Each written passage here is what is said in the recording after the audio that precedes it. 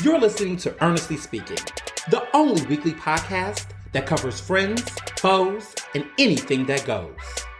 And now, for your badass host, Ernest Owens. And we're back for another episode of Ernestly Speaking with your host, Ernest Owens, myself. Well, we're in the middle of August, and it has been quite the month, per usual. But this month, and this past week, I feel like was like a super week. Not super in, it was fabulous, it was fantastic or great. I mean, there was definitely a lot of great things that happened this week. But it's just more so that it was just a lot going on, and it never stopped. I mean, my goodness, there were so many people we've lost, like Olivia Newton-John, and Heesh, who, for those who don't know who she is, she was the first woman that Ellen DeGeneres dated, like Hollywood, before she was with Portia. That, was this straight actress in the 90s, for those who remember who she was. And then she dates Ellen DeGeneres, and her career kind of takes this weird, turn, basically homophobia, because Ellen came out, I want to say, back in the late 90s, around 97, and Heesh and her dated. And when that happened for Anne Heesh, who was, pretty much, I guess, what people would consider a lipstick lesbian, when that happened, Anne Heesh's career took a different turn. And it's interesting because, I guess ironic, that a week ago I was watching a movie on YouTube. I was watching Lifetime movies, and she was in this Lifetime film about this young lady who was being bullied or something. It was based on it was roughly based on a true story of a young girl who was in high school, and she got with these friends and she got beat up by them, and she got basically beat up really badly, and it went viral, and her family and her basically sued these young ladies, or considered pressing criminal charges, but they went light on them. But and he played this young lady's mother, actually, and I just remember her, and I was like, oh wow, that's the actress who dated Ellen DeGeneres back in the day. And it was just random. And then next thing I know, a week later, she's in this car accident. She crashes to this house, and she's in a coma, and then she's getting taken off of life support, and she's dead. And it's just like, whoa. So it just hit me a lot more, because I had just saw her, and I was thinking about her career and just how she was this blockbuster, actress, and then kind of just went into B-list movies, and then next thing you know, she's dead. So yeah, that was just a very just bizarre turn of events, clearly, in thoughts and prayers for her family. And then Olivia Newton-John, of course, icon, right? We all know Grease. We all know Physical, which was a hit. Let's Get Physical, iconic bop that still people are using for songs. There's that song, that Grammy-winning song with SZA and Doja Cat, that was inspired by the sounds and the sampling of Physical by Olivia Newton-John. So it's just a small world, and just how things connect. So, it's just, what an icon, yeah. And then there's just so many other passings, comedians and other people. The song was called Kiss Me More, which came out last year. It was on the radio all the time. Even if you've never heard the song, if you've never heard the title of the song, you've heard Kiss Me More on the radio. Doja Cat and SZA, and they sampled Physical by Olivia Newton-John. But, Hopelessly Devoted to You, a hit for those who, was into Grease. This was, her and John Travolta, a Hollywood icon. So, yeah, it's a lot of people, different actresses, comedians, other folks who's also passed. It's been a lot of interesting passings in the past couple of weeks in general. The iconic black actress from Star Trek. I mean, just different people. So it's August.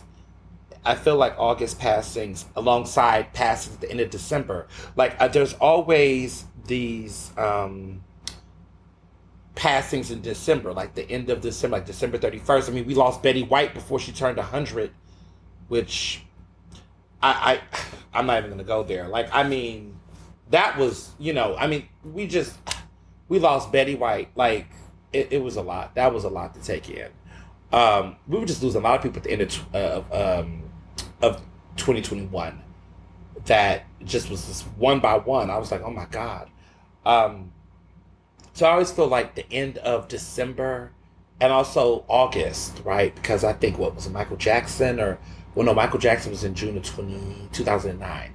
But like, there's always this like summer passings that happen, like a wave of passings in the summer. Big names, of course, and then, of course, in the end of December. It just always seems like at the end of the year, like right before we start a new year, we just lose a lot of people. It's just something to observe. But, outside of that, I've been recovering from the convention, as you all can see. No COVID. I did not get COVID. I'm COVID free. There's been a lot of people who have come back from the National Association of Black Journalists Convention that tested positive for COVID, either, the day they got back or not. So I was monitoring myself each day, but I feel like the cat with many lives because I have not gotten it at all, ever. And I'm grateful for that. And I'm going to keep knocking on this wooden table because, I'm just grateful because the stories that I hear, the conversations that I hear, I don't want to experience it at all. I don't. And, vaccinations work, for people that I do know who have gotten COVID. Everyone in my circle, anyone in my circle or in my network that have gotten COVID, they've been, it's been mild cases. They, are vaccinated, boosted, and doing everything they got to do. And so, for those people out there, whoever they are, I guess there's people out there who haven't gotten vaccinated or have gotten boosted.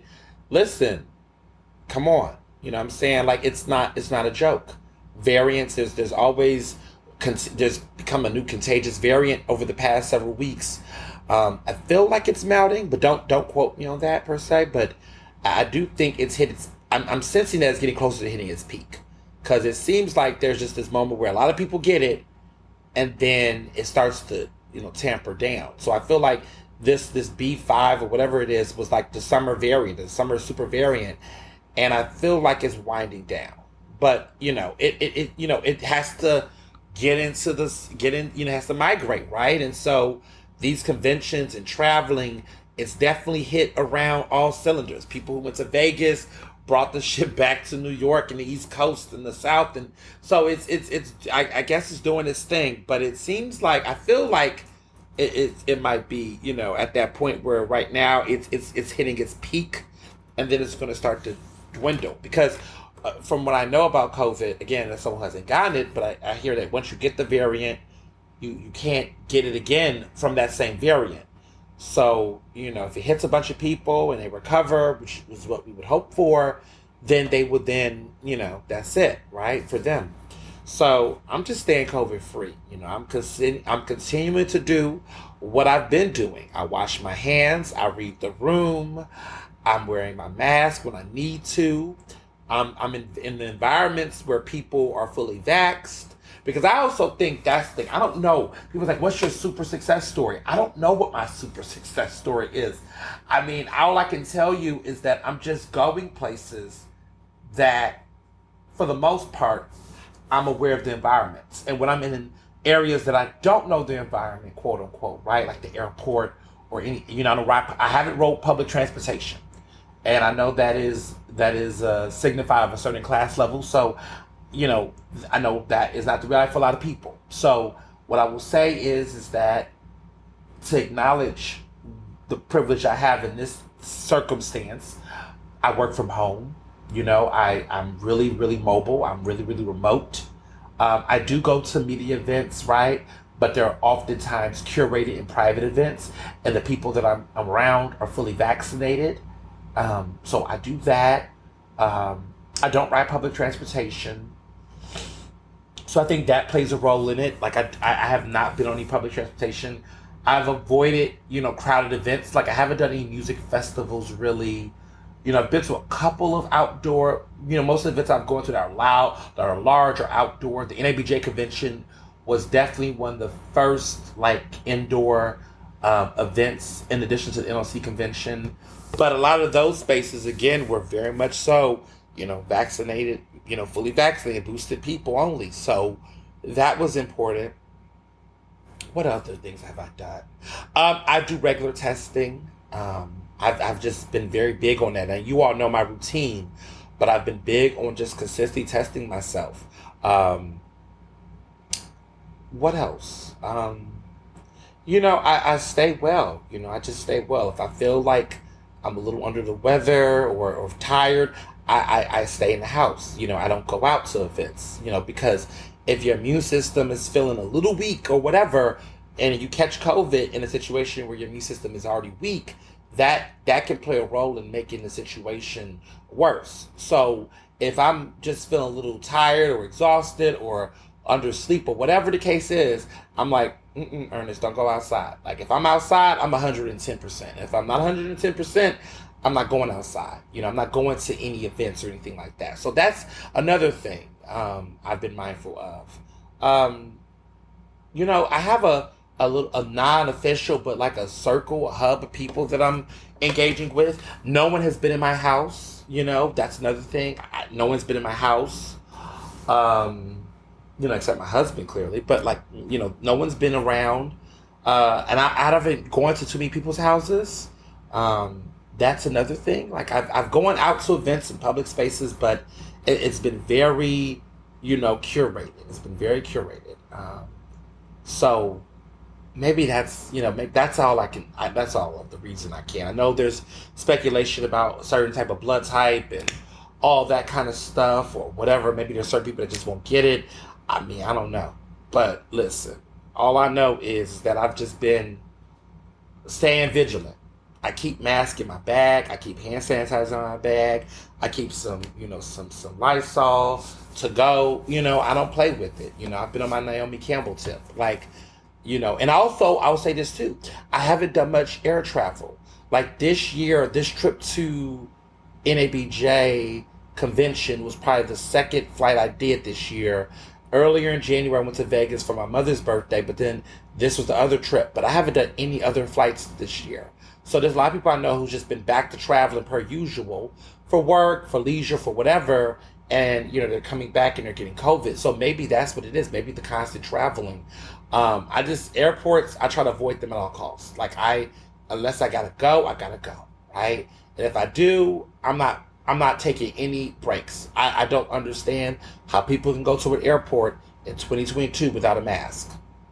I don't think I'm ever going to go to the airport again without a mask. Period. To be honest, we should have been doing that to begin with. Airports are disgusting. I don't really play with airports like that if I can avoid it. And also, general transportation, I'll take an Amtrak train to go to New York like I did. So, even on those situations, the mask is on, I'm spraying stuff down. But yeah, I've really been reducing my travel on that type of time too. So yeah, I think that's all I got. I don't know what else I can say. I think if you listen to any of this and you're looking at your lifestyle or some of the moves you're making, maybe you should apply some of that to how you navigate avoiding COVID, because COVID is no joke. Even people who've had it, right, and clearly have recovered and survived, it's nothing you want to get. The whole idea of I can get it and beat it, sure, right? But the goal is just not to get it or to not get it multiple times. Avoid it. It's no joke. So I've been very cautious and mindful about that. So COVID lesson over. What I have enjoyed this week, I've been going to a lot of good events. Of course, as president of the Philadelphia Association of Black Journalists, we had our annual pool party at the W. It was sponsored by lovely people of Cashman, the W Hotel, Dose Italian. It was a great party, great grooves. Philadelphia Distilling did the drinks, which they have Blue Coat Gin, and they did all the cocktails and sponsored everything. It was a great event for our incredible nonprofit that supports Black journalists and media professionals in the Philadelphia region. It was incredible. A lot of people showed up. We collaborated with NABJ and AJA, which is the Hispanic and Asian journalists, respectfully, in the Philadelphia area. Came through. A couple of them came through and supported. The Lit Brothers were there, of course. Myself, Jamarcus, Josh, and George. And a lot of great folks came through and supported. It's a wonderful event. We do great events at PABJ as always, but it's always great to see people have fun and have joy. So it was dope. Following that incredible time, 3/4 of the Lit Brothers, Josh and George and I got together. We went to Philadelphia Distilling, the actual location, which is where I had my bachelor's party at. And there was a summer social they had there, and it was like a barbecue combined with like these great summery drinks. And as you all saw to my Instagram story, the drinks were lit. I had to take a great deep nap, hydrated myself, had me a Jackass burrito. Literally, it's called Jackass Burrito, Steven Stars. Wonderful pop-up delivery spot. You can get it on Caviar. It's exclusive to Caviar. But I had me a Jackass burrito, which was really good. And got myself up to make sure I made it here to this mic to do this great podcast. So I'm over here drinking my Essentia, ionized hydration. This 9.5 pH or higher, whatever. Look, this is good water. I know I see people talk about this whole ionized water thing, like water this way. Listen, I get it. Like all water's the same, allegedly. But I just like the way it feels. If you give me a good bottle that looks good, that makes sense, it says overachieving H2O, I'm drinking it, because I hate tap water, personally. But look, I'm not playing any games or any jokes or whatever. But I was like, I got to get myself up here. So I am completely relaxed and energized and able to enjoy this great water. And the burrito helped and everything. Because we was partying down. And I don't know, it's something about drinking when you're out in the sun. Because the sun, I've been peeping on this, but like drinking with the sun, I think there's like it dehydrates you or something. But it's just something about being in the sunshine and drinking that when you lay down and get in your cool, comfy couch or bed or whatever, you're feeling different, right? Like when I'm in an air-conditioned place drinking, it's just a different vibe. I don't know if it's the solar energy, I don't know what it's giving, but it's like when you get home, that sun works you with the liquor too. It's just boom. So I had to take me a cute little summer nap. But the cute thing is, because I'm all about skincare, I had this, I've been with the Wolf Project. They do those great facial masks. They have this facial mask that they don't even run anymore, which is kind of a bummer. But I stocked up on a bunch of them. But they're called after sun masks. And so they have like all these essential oils and hyaluronic acid and all this other stuff.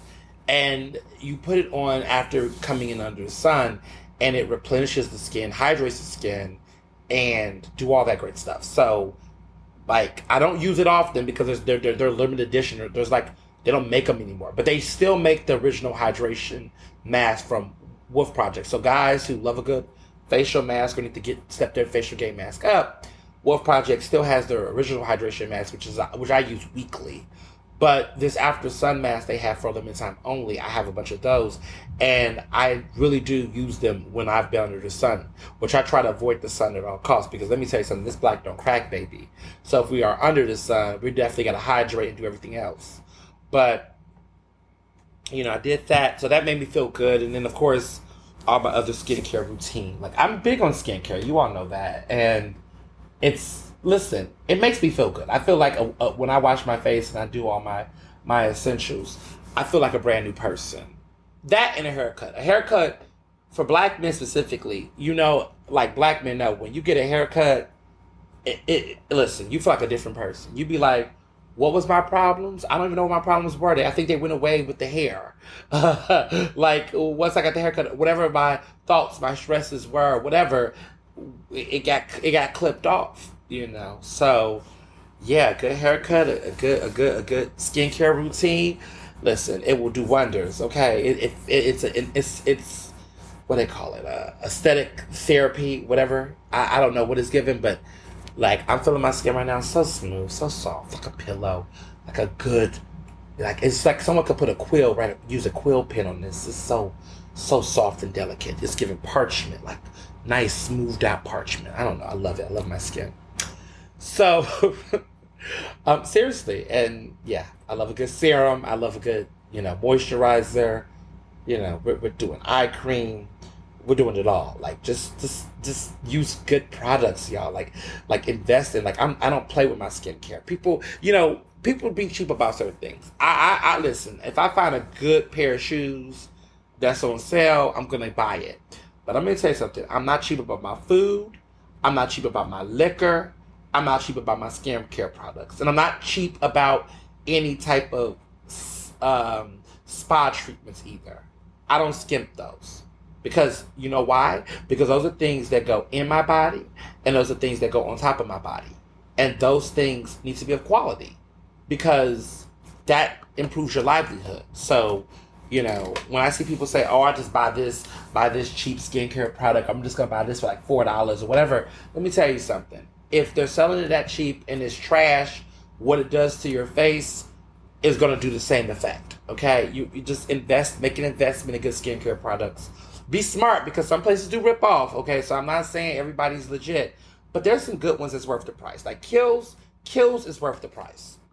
I'll go in Kiehl's, and Kiehl's will make me feel some type of way. And you'll be like, wait, did I really spend like $50 for this? But let me tell you something. It lasts long, and it do what it's supposed to do. Period. Like, I've gotten some things in there, and I'm like, I still have this a year later. Like, there's some stuff I have from Kiehl's. I'm just like, I still have it. But that's that good. That's that thick. Like Beyonce said. That's that cash draw. And let me just sidebar this. I'm just going off. I'm all in a tangent right now. But let me say something. Castro, when she said, me and my friends been debating this, but Castro is the name of a certain entertainer that I will not get into details about. And that's who she was referencing. She was not referencing Castro oil or anything like that. She was referencing a particular entertainer in the queer community named Castro. I'm not going to get into details about who, what they are, what they do. But if you know, you know, okay? That's who she was referencing in that thing.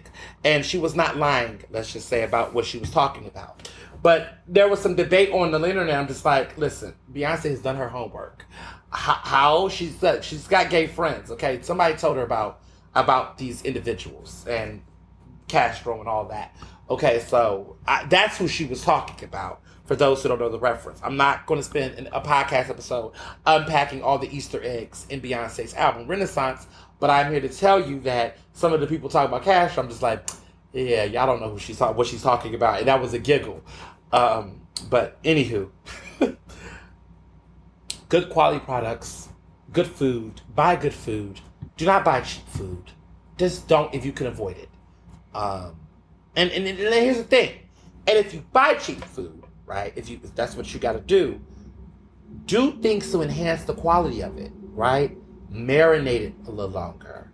Use certain spices. Preserve. Put in plastic bags. Like, enhance the quality of the food. I'm saying all this because I'm going back to cooking. I'm moving into my new place. Y'all know I'm moving in September 1st. I'm in my new place. I'm going back into cooking, and so I'm learning about the things I did to cook well, because it's been a minute since I cooked. Like, I can't hold you. This place I'm currently at, my apartment, I've been here for 5 years. I'm ready to move. Like, you know how you, like, when it's time to move, you're like ready to move. Like, I'm emotionally ready to move. Like, I'm like, yes, it's time to go.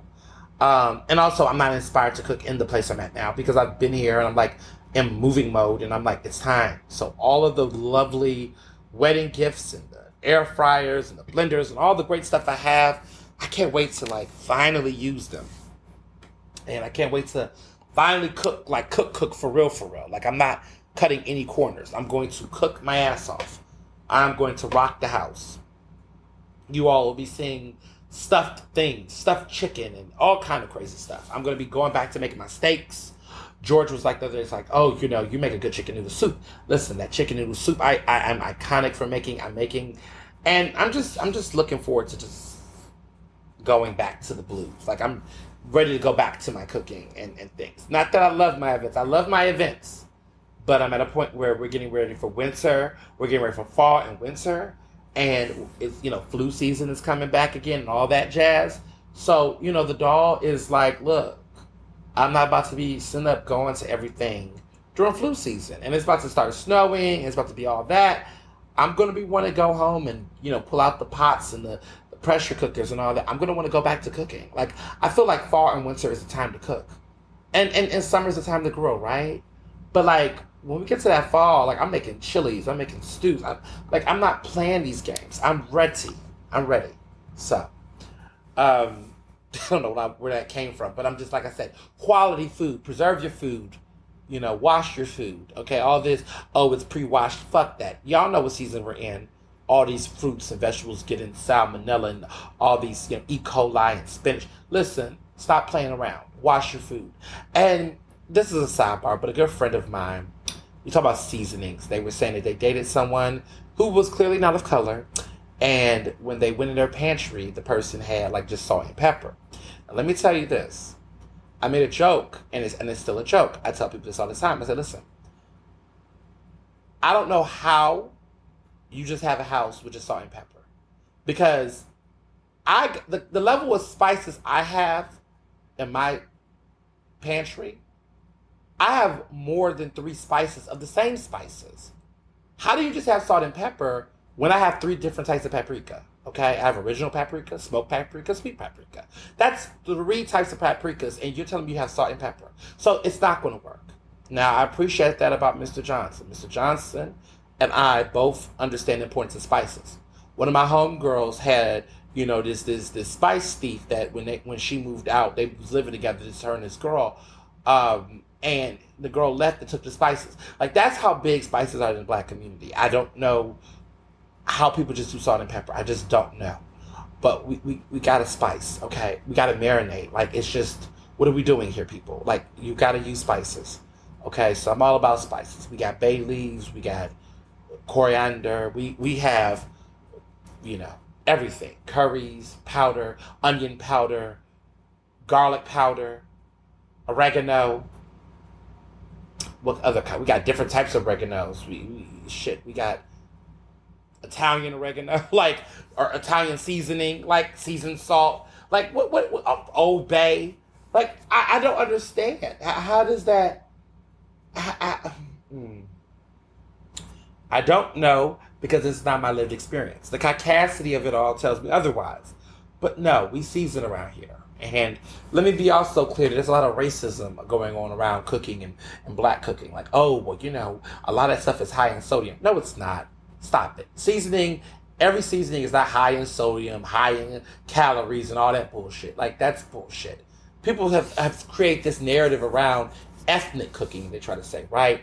Where, different cultures have a lot of fattenings and seasonings. Listen, everybody don't have to be, salt country cooking, right? Now, that's just too much, right? The way she cooks is just that's not healthy, but it's just not sanitary. It's not smart. But no, let's be very clear. The best foods are seasoned foods. And it's not mean that it's dredged in a bunch of sodium, but it's not also mean it's lacking any flavor at all. Like, there is a common ground. But I will never, listen, if you cook any meat with me and you don't have more than 4 spices, because I'm including salt and pepper, right? If you don't have more than 3 spices on the chicken, the steak, or whatever, it's not ready for me. I mean, literally use your imagination, people. Salt and pepper alone on chicken does not work. I'm going to need a little bit of oregano. I'm going to need maybe some seasoned salt. I'm going to need a little bit of, something else. But, let's keep it 100. If it has less than 3 seasonings on it, it is not ready. Nothing you make. I promise you that if you really look in a pantry and look at your seasonings, we're not using less than 3 seasonings. There is a more than 3 seasoning minimum on any type of meat. Fish, chicken, whatever. I promise you that. I promise you that. Period. Unless you have a marinade. But the marinade comes with all those things, right? I'm talking lemon. I'm talking, cilantro, whatever you got to do. But let's just season our food, people. Let's just be great with it. Let's be smart. If you're buying cheap pieces of meat, you better marinate it and bring it up to style and bring it up to quality. But look at me being Chef EO. All right. I don't know what I meant to say, but that came across my spirit. Sometimes this podcast goes in different direction, but that came across my spirit. I felt like somebody who was listening to this podcast right now need to hear that. I don't know who you are out there. Maybe it was one of my white listeners. Maybe it was one of my, bros, like some of the men out here who just think cooking is for women, which is blasphemous and stupid and Like, listen, I don't know who created this idea that only women cook. I don't know. I grew up in a household, right, where men cooked. Stepfathers, I cooked. The boys cooked. We all learned how to cook. And one thing we was not going to get in that household is we was going to learn how to whip a pot. You're useless if you don't know how to. As a guy, like we just grew up, like my mother had all boys. Like we all knew how to cook. Because when she got home from work, she wasn't, like what? You thought she was going to cook when she came home? No. Like we had to learn how to cook. Cook breakfast, cook lunch, cook dinner. We had to learn how to cook for ourselves. And when I got to college, I did the same thing. I knew how to cook. I had a meal plan, so I didn't cook as much as I would have liked to. But let's not forget, the skills were there. I knew how to crack an egg. I knew how to not fuck up rice. Okay? We all know how to cook. I'm proud of the friends I have. All the men I know how to cook. All of my friends. Abel cooks. He tries. He's gotten better through time. I think he is. I'm looking... we were roommates. Barry knows how to cook very well. He knows how to cook. He just doesn't take a lot of risks, but he knows how to cook. I know how to cook. Let me think of the other men I know. George knows how to cook. Jamarcus knows how to cook. He likes to cook a little spicy, but he likes to cook. He's spicy, so this is very much giving you caution. Do not, you got to come in with it, but he likes to do his spices. Who else? I think Josh knows how to cook. Josh knows how to cook, but I don't think Josh cooks as often. Who else? I'm thinking of other guys. Now I ain't gonna put my friend Manny out there, but Manny's wife knows how to cook. But Manny, he don't be cooking. He thinks cooking breakfast is a solvent. That's the one man in the circle I don't think in my man's circle that don't cook. I'm trying to think who else don't cook. Marlon cooks. Think of all the guys I know who cooks. I think Anthony cooks. I think everybody else cooks. He just don't cook. Now, the women in my circle, I think they all cook. They all know how to cook. Or at least they strive to cook. Let's just say that. But, yeah, I think all the women cook, for sure. But, yeah, I think all the men know how to cook, except Manny. But, I mean, his wife cooks well. Nicole's incredible. She can cook her ass off. She can cook. So I feel like his mindset is, that's not my strength, so... I don't have to. I think a lot of times the guys be like in that, them exes, they be skimping on that cooking. They be like, look, I bring him the bacon, you fry it. So he's very much like, look, I'll buy everything you need, but if you think I'm going to get in the kitchen and try to do it, But he's spoiled. I love to cook. And the thing about me, though, I'm an event cooker. Like, I don't know how to cook just something real quick unless I'm making, like, a snack. But... I'm very much the type of cook that's like, look, I need to be in the kitchen. It's an event. I need all my ingredients. We got to marinate overnight. We got to let stuff soak. I need to preheat the oven for 2 hours. I'm just extra. Like, I like to make an event out of my cooking. But the shit is good. Ask a friend. I can make duck. I make a good steak. What else do I make? I make a good soup. I can make a good stew. I make all the stews, all the... chilies, anything like that, I can make those really well. What else do I make? I cook really well. All my friends can agree I can cook. But again, it's an event. Like, I have to show off. I just can't do a simple, like, Barry is the king of, Mr. Johnson is the king of I'm going to make some chicken and vegetables, cook something real quick. He's good at that. Me, it's got to be a scene. Even when I do breakfast sometimes, like in the past, I'll make huevos rancheros. I'm using 5,000 dishes. It's an event, man. So I rarely seldom do now, but when I get into this new crib, I'm definitely going to hook it up. So yes. But anyway, the pool party was great. Philadelphia Sling was great as always. My favorite places. Got my nails done. You all have loved the new nails. I want the nails to match the tail far bag. And also, I just want to go back into my metallics. I've done a lot of glitter. The Halo Chrome, y'all have loved my Halo Chromatic nails. This is my second set I've had in them. I feel like I'm a pro at this nail game. I've done, it's funny. I started getting my nails like done like this consistently since my 30th birthday last year. And for the past year, I have never had plain nails since. So it's become a thing for me. Like, I know my groove, I know my talent. I mean, as a guy, I try to do like metallics and neutrals and things that can blend with different things I wear because I'm always changing it up. But this set is probably one of my favorite. It's just platinum. It's got that pop. It's bold, but it's not too extra and wild. I don't like to do wild colors or anything. I like to just keep it very, I like to keep it very, uniform, very fun, but also just very simple, but yet bold. And my girl V at Lux Nails. I go to Lux Nails, by the way, in University City. I heard about the other Lux Nails. I think they're owned by the same people, but I like the Lux Nails in University City. So for people who have talked about, oh, I went to Lux Nails and this, that, and third, the ones that go to, I guess, the ones in Northern Liberties or Fishtown or Temple, whatever, I haven't gone to that one. I'm only talking about the one in University City that's around 40th and Walnut. Great place, great people. They do walk-ins, but appointments are always the best. I do my feet and my nails now, mani and pedi now. I used to only do the medi, I guess, or the medi. Okay. I guess just the hands, and then I got to the point where now I do, pedi's feet. So I used to just do. I was not doing the feet, but then summer came and I'm doing flip flops. I'm like, I gotta make it match. So now I do the toes, but I don't do the toes. What's interesting is these work well. Sometimes I do a matching set because it's just like if it's a really good color.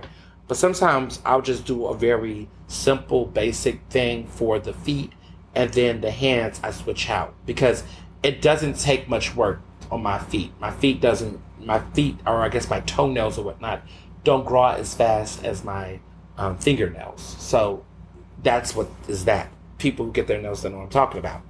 So got that done. Super excited about that. Just been packing. I mean, I'm in the phase right now where we're like 2 weeks before the move. It's just been throwing shit away. Like I've been here for 5 years.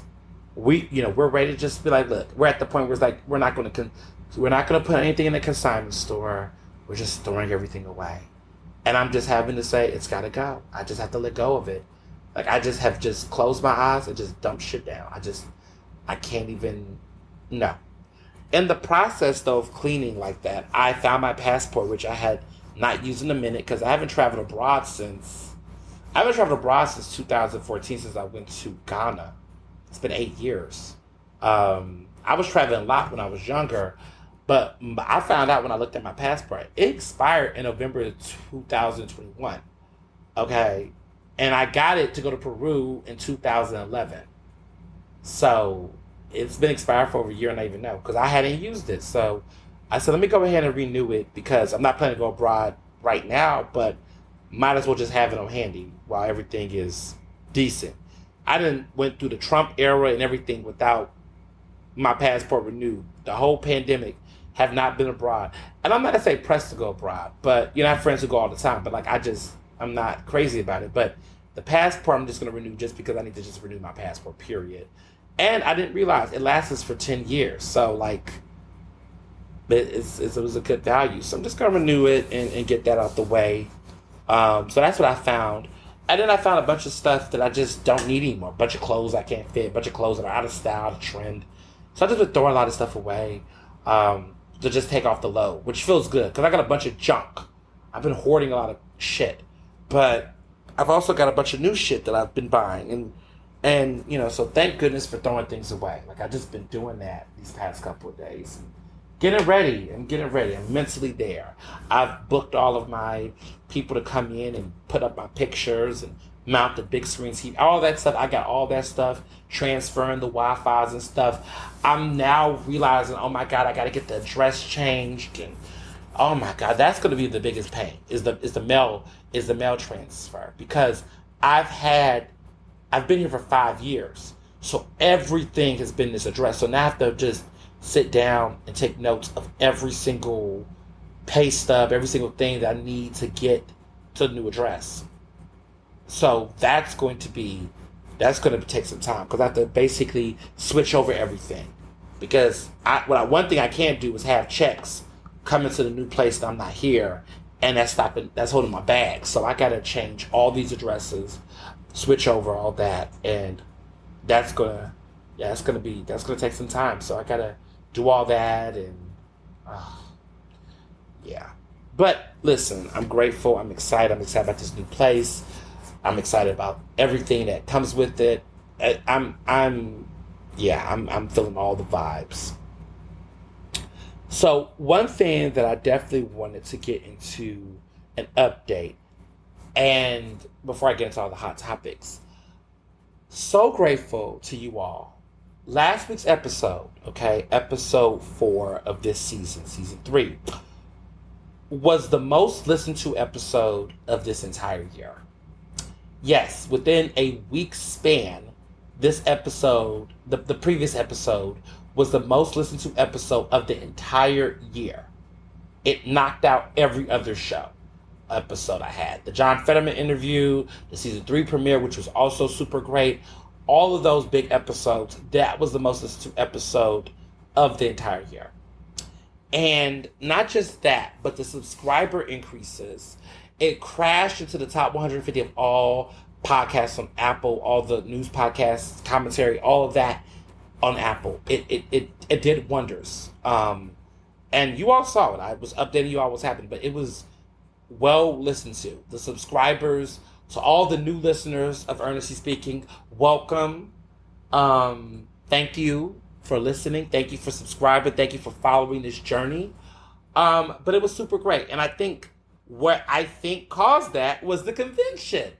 A lot of people came that I met at the convention. Like, we was on the ground, okay, pushing the podcast, the book, all of that, the sales of the book. It was a well-received convention. I'm happy I went. If anything, my experience was chaotic in other ways, but the one thing I'm happy about the most was that it was time well spent. Thank you all so much for just, like, coming through, spreading the word, spreading the gospel, following, subscribing. Like, the subscribers are super high. The everything, it just took off. And I think a lot of it was based on the episode about the convention. A lot of people want to know what I thought about the NABJ convention, and it was just well received. So I'm just so grateful to the thousands of you who tuned in, who listened, who shared the episode, the many of you the hundreds of you who recently subscribed. And also shout out to you all, because I did a Twitter Spaces to talk about the convention, and 1,000 people, 1,000 unique Twitter accounts tuned into that episode last week. This was a Twitter Spaces episode. We did not record it. It was just in the moment. You was there, that kind of thing. And over 1,000 unique Twitter people tuned in on a Twitter Spaces late at night to hear me talk about the convention. I had several special guests and people who, just wanted to come on and share their experiences. And we had some great conversations. We were on for like 3 hours last Tuesday, and it was wonderful. And from there, a lot of people followed the podcast to hear my unfiltered thoughts, and it just went well. So I just want to thank everybody who was a part of that, who are continuing to support this podcast. It's independently ran by yours truly. It does not belong to any media companies or anybody like that. It's just me. And it's been over a year, and I feel like every time I do this podcast, I get better at it, I get stronger at it.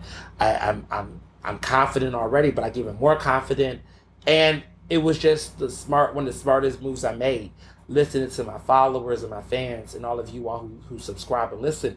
Because everybody can't do a podcast. And that's what I've learned. A lot of people want to do this, and they want to think that it's easy. There's 1,000 people trying to be next Kevin Samuels out here. Like, I'm just going to wake up and do a podcast and it's going to pop. It doesn't work that way. You have to figure out your groove. You got to figure out a format. You have to master that format, and you have to keep doing it, and you get better. It's like writing. You have to practice. And that's the thing about me. Like, I'm a consistent person. When I find something I like, or I turn to something I love. And I just keep doing it. And also, I just read the room and read the vibe, like what people are gravitating towards, what people listen to. I really listen to the subscribers. I really listen to the fans. I listen to you all. I listen to the things that make what I do unique compared to what other people do. Unique. That's what I do. I listen to what makes things unique. And I follow that. And yeah, like people, when I first did this podcast, folks were like, not you all, okay? But other people like, that podcast not gonna be here. It's too long. You need to make it 30 minutes. I'm like, why the fuck am I making it 30 minutes? Like, look, I'll talk about cooking for 30 minutes. Like, the fuck? Like, my people need to hear me. I need to, this is not that podcast, right? Folks were like, oh, you need to get a moderator and you need to have another guest and things. No, I'm good enough. I'm good solo. They told Beyonce she couldn't do it without being in a group. She did good with a group, but she also was great solo, right? 20 years in the game, close to. Sometimes you just know your groove. I don't have to do it. Some people need a host, and there's no shade to that, right? Some people need a co-host, and there's no shade to that. I just don't. I don't. I don't need 1,000 hands in my shit. People said, oh, you need to, format a certain way. You need to, whatever. I mean, we have a format on this podcast, but at the same time, we could deviate because that's what we do, right? It's what I do. And I think when people say, well, what makes your podcast great? I think it's just myself. It's myself. And I'm not thinking about 1,000 things. A lot of times when you're doing these podcasts, you think about advertisers. You're thinking about all this other stuff. You're self-conscious. If you're self-conscious, if you have mic fright, this is not for you. When I get on this mic, I'm in love with it. It's a conversation. I'm in my groove. I'm in my element. I feel good. I feel refreshed. I have a can of either Recess with me or some of my water, whatever. But I'm having a good time. It's a conversation, and I know what I'm going to talk about. Like, I have an outline. People are like, oh, do you just talk off the side of your head? No, I actually have my iPad, and I put some bullet points of some things and some topics I'm going to get into. But I don't control it too much where I'm like, everything gotta, I need to make sure I say this point. I don't do all that. I just kind of just really go from the dome with, notes aside next to me. But I think that works. And I don't edit this podcast. Like, I don't cut this podcast up. I don't filter it. I don't. Like, I get on here. I get on the mic. I talk for, 2 hours and sometimes a little longer. And I put my intro and my outro, and then I give it to you all. I don't even go back and listen to my podcast episodes. I don't. Because I remember what I said. And anytime someone will say, oh, well, this happened, whatever, I'm like, I know you didn't listen to the podcast because that's not what I said. I know what I said. I take my notes. I do my research. I'm not stupid, right? That's my process. That's how I do my podcast. Is that something that other people should do? You're not me, so I don't know. I can't say that it will work for you that way. Everybody has their own best practices. And I think that's so hard for people to hear because we're in this age where a lot of times people want to create and reproduce a formula. I'm here to tell you that it's like science. Different strokes for different folks. I can't tell you why I haven't had COVID. I can tell you some of the things I've done, but some people would argue that they've done the same thing I've done and haven't and got COVID. So who am I to say that it's whatever? It's unique, right? It's that's what it's giving. It's alien superstar. I don't know how else to describe, category. Bitch, I'm the bar. Like I don't know what else I can say, other than I just know what I like to do. And everybody has something that's unique to them, and what they can do, and you should run towards that and embrace that rather than trying to say, oh, this person does it this way, so I got to do it. Like, don't copy, or don't copy format, or don't try to force yourself to do something that's just so much out of you. Now, we can all learn a couple lessons, right, and adapt to those things for ourselves. But the idea of, trying to do the format, like, I guess, like, what is LeBron's workout plan or strategy to be a good player? Like, LeBron has a certain body type, a certain headspace. He does it differently.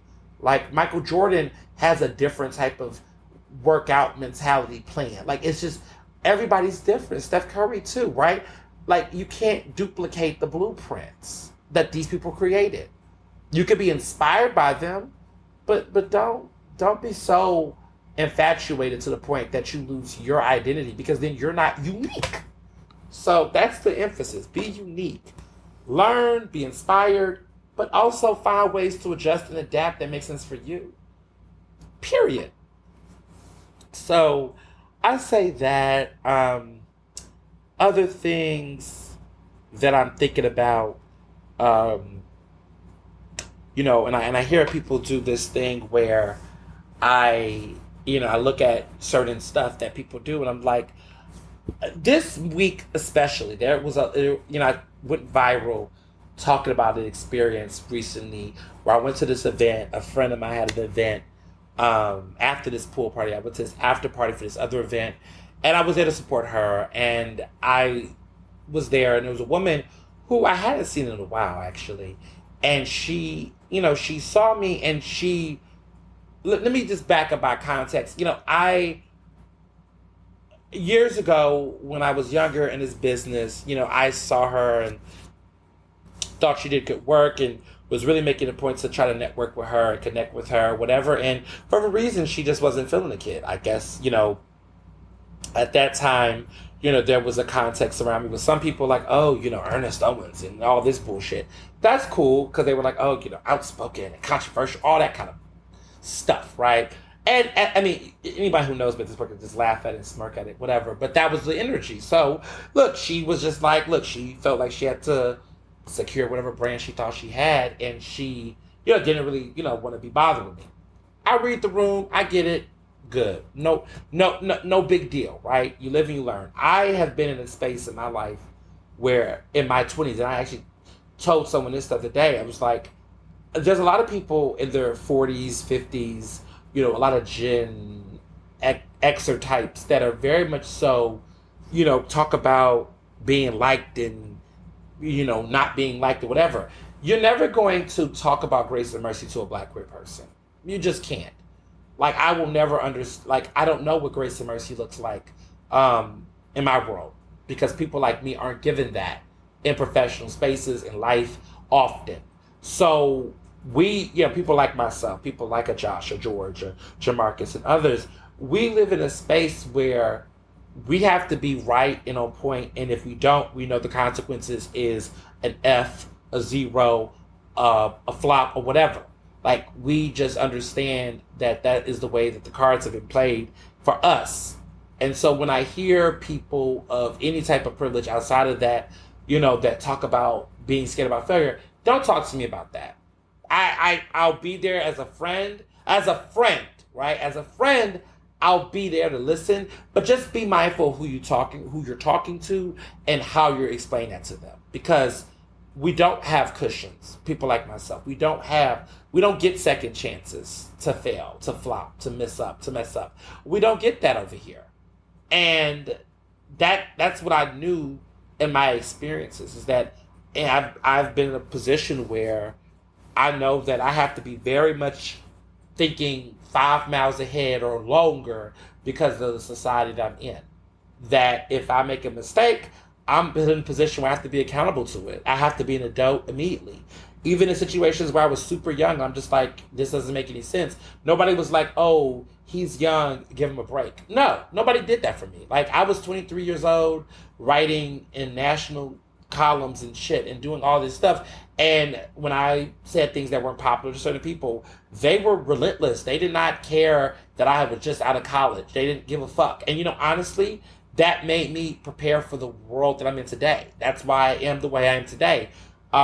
It's not easy. It's not for everybody. But for me, it made me stronger. It made me more confident. It made me do the work. And a lot of people's like, oh, how can I get that confident? You don't even understand.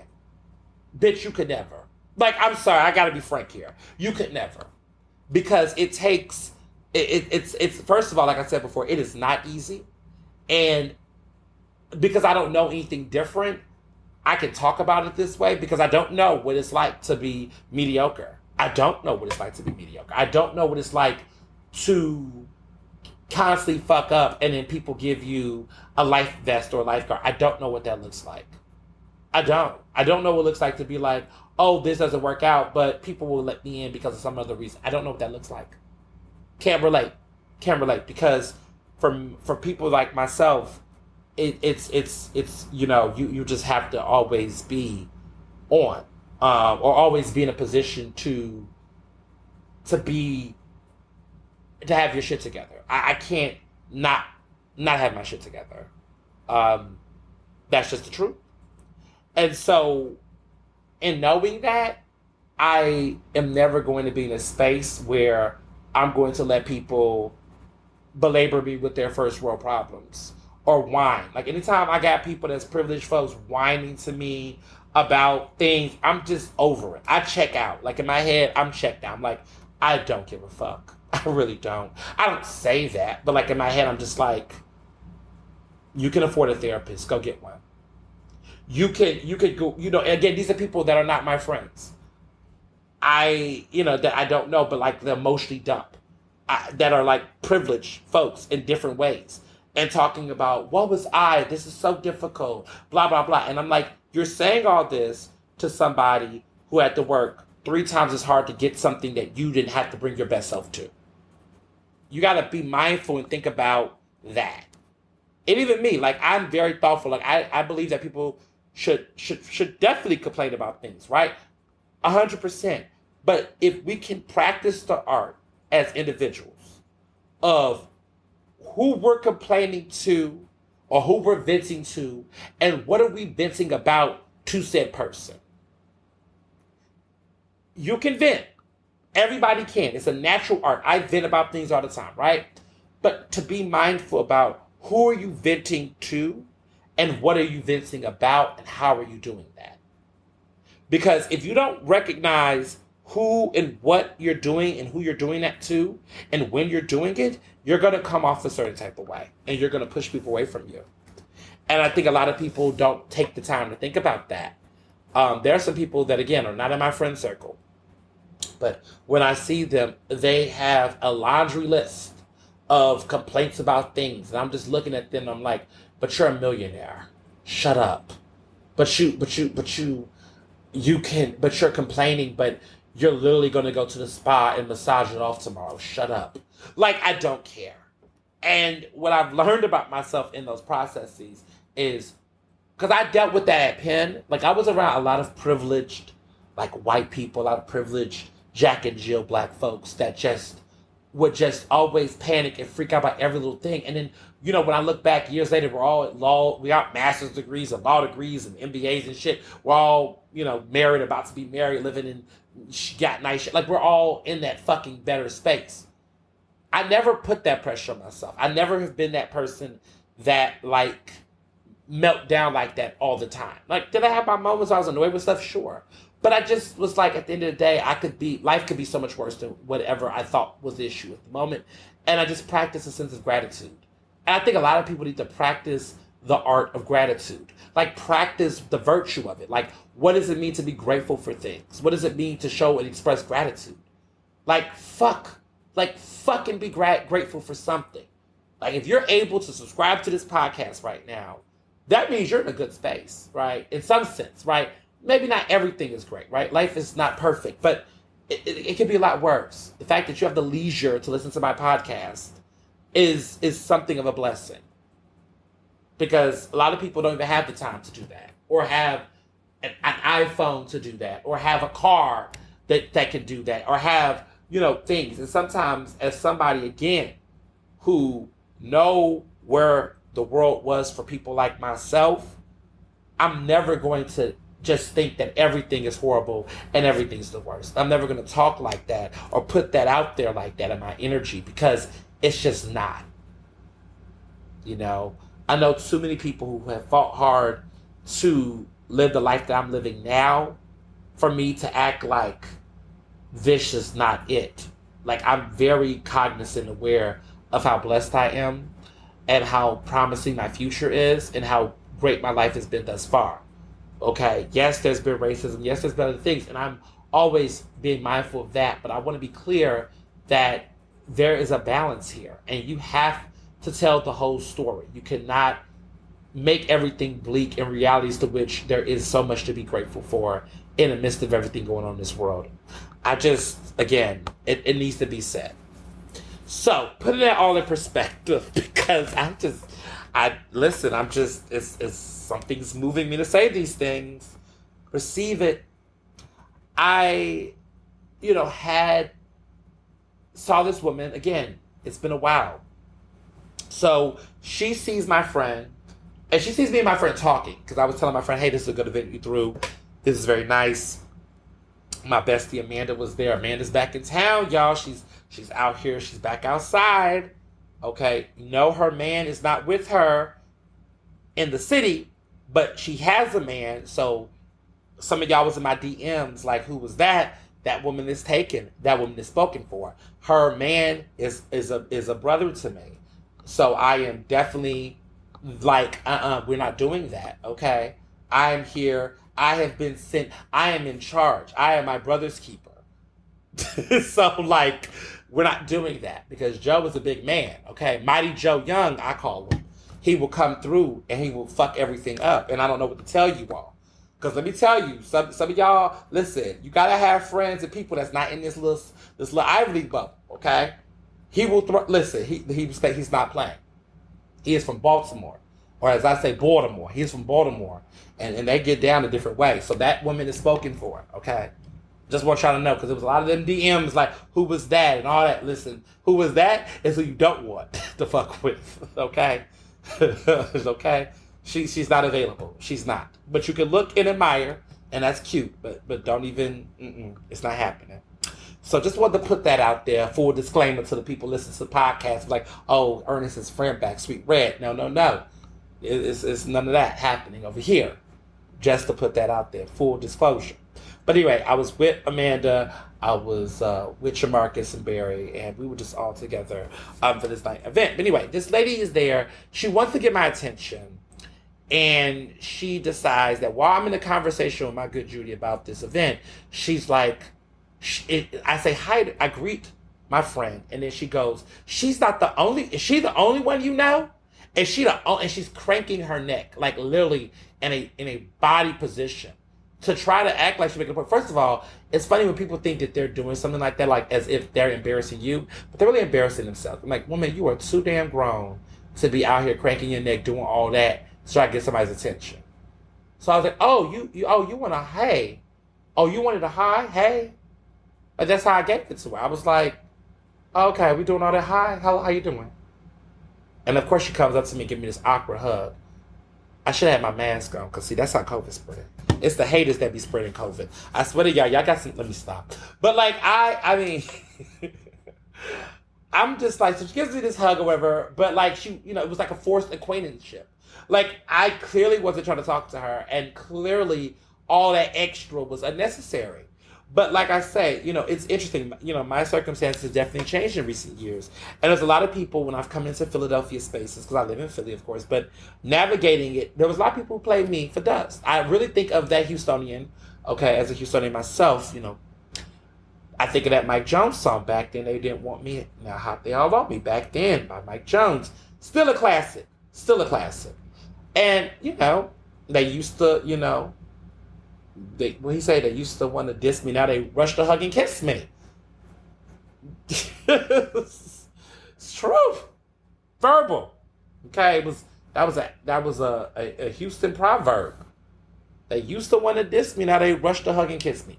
It's just what they do.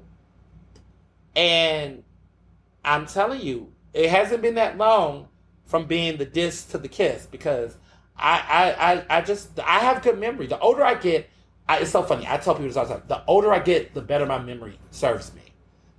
I'm better at remembering things as I've gotten older. I know it's the other way.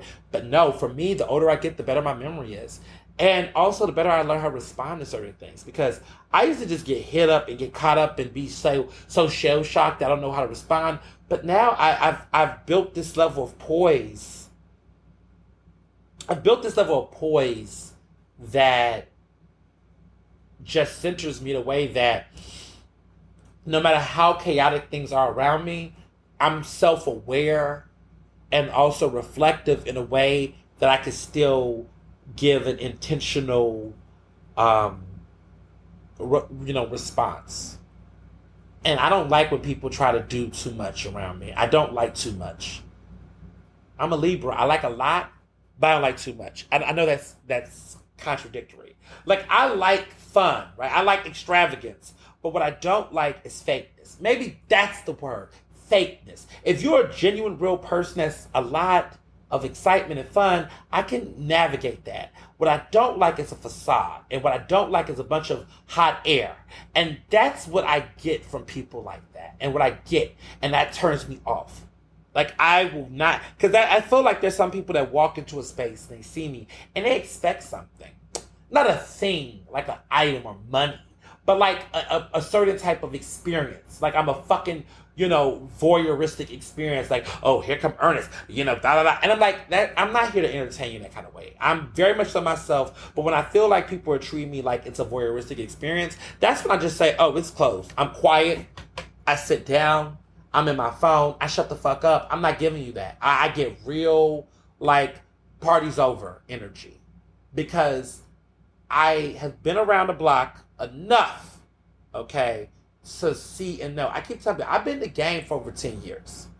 I've been writing radio, podcasts, freelance, and digital journal. I've done this shit for over 10 years. I guess I'm a young star, a teen prodigy or some shit. But I've been around for a minute, and I've been in the rooms. I done been in some rooms, okay? I done been in the highest of heights, the lowest of lows, and in between. I've seen some things as a young person. Like, I feel like a Drew Barrymore a little bit. Like I done seen some things at a very young age that where I'm at now, it's not to say any of this stuff doesn't impress me or don't, but I can definitely separate the real from the fake. I definitely can separate the fake from the phony. And a lot of times I think people don't recognize that. But like, I know when people are putting on the show or when people want to show. And I think as individuals, we just gotta do better. And so there's some lessons I've learned this week, just from a lot of just stuff happening. As an adult, I've learned, and I'm learning this even as I get older, even more and more. But I want to put this out to some of you all who might be having things going on in your networks, your circles. I am only responsible for my happiness and my husband's. Yeah, Mr. Johnson and I, we're married. We're committed to each other. We're to an extent I am for him, right? But at the same time, he has to take control of his life, right? And same with myself, right? But I'm an adult. I'm in control of my happiness. My happiness.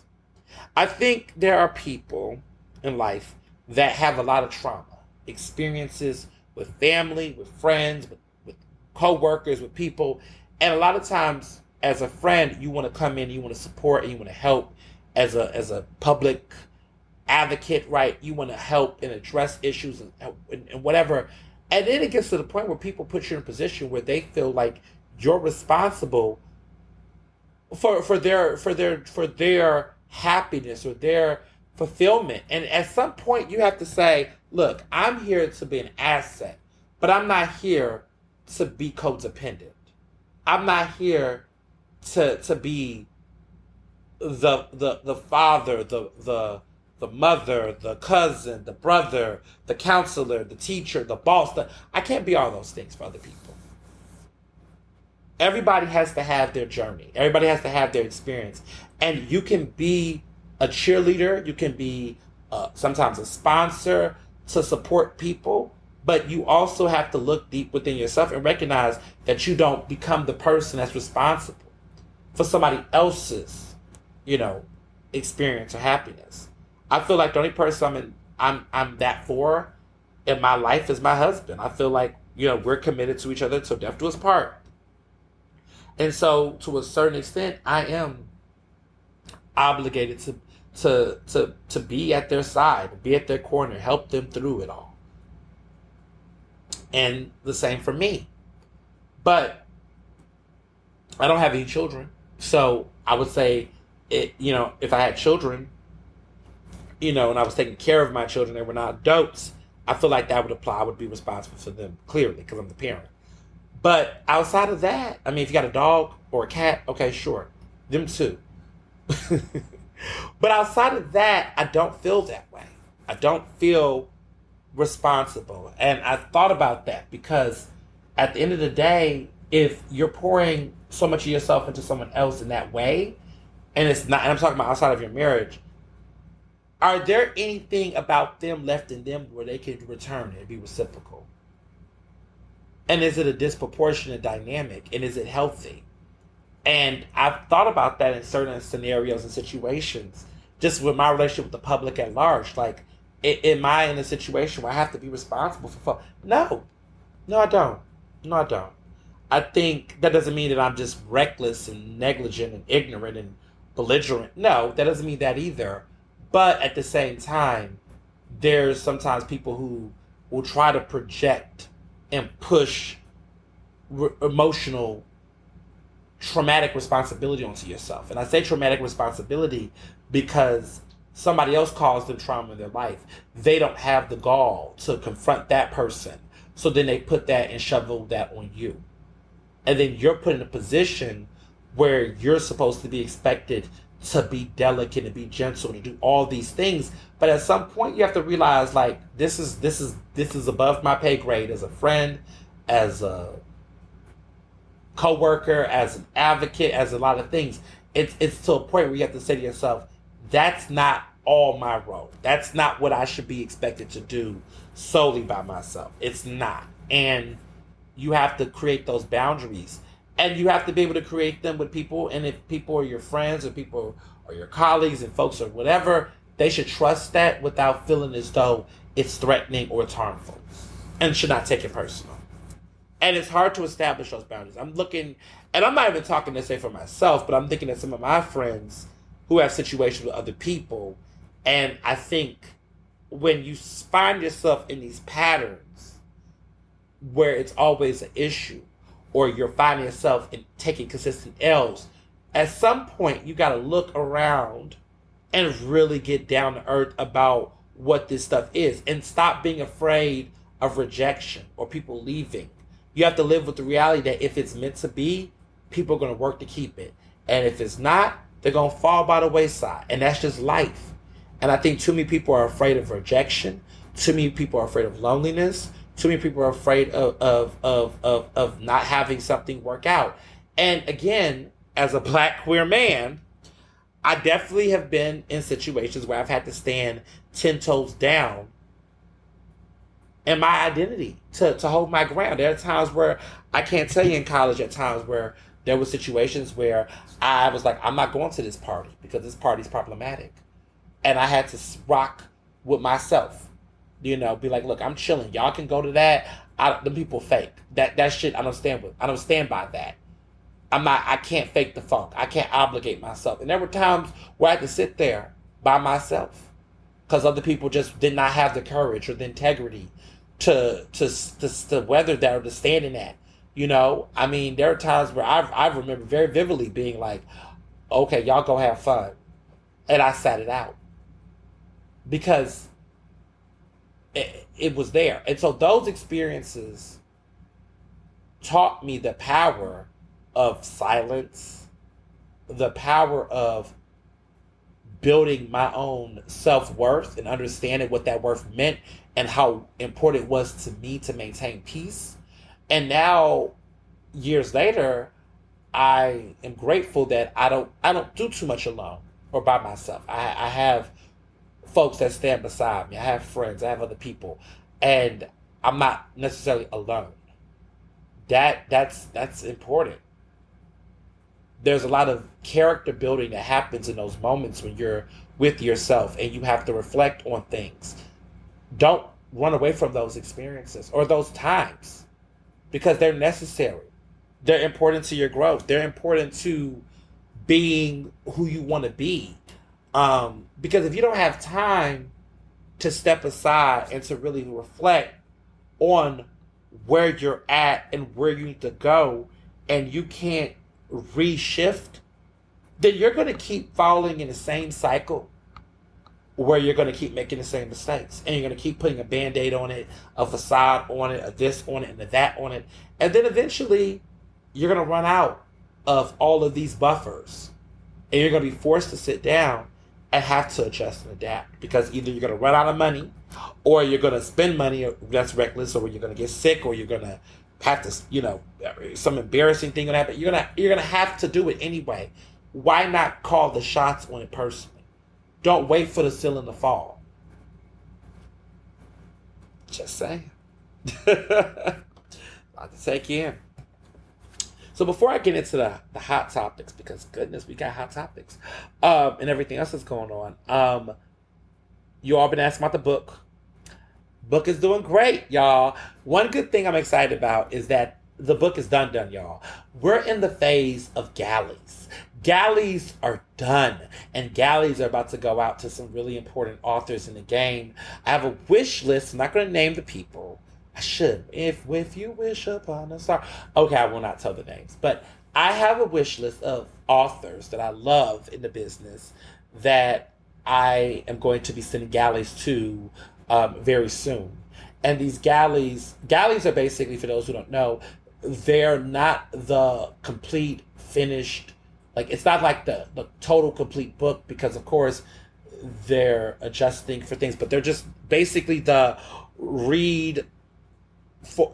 Like, the book is done, the text is done, but these people are not getting like the hard copied, ready to go, completely, printed out version. They're basically getting the contents of the book, which means they're going to get the book, the chapters, everything like that, and they're going to get it in a PDF or something of that nature.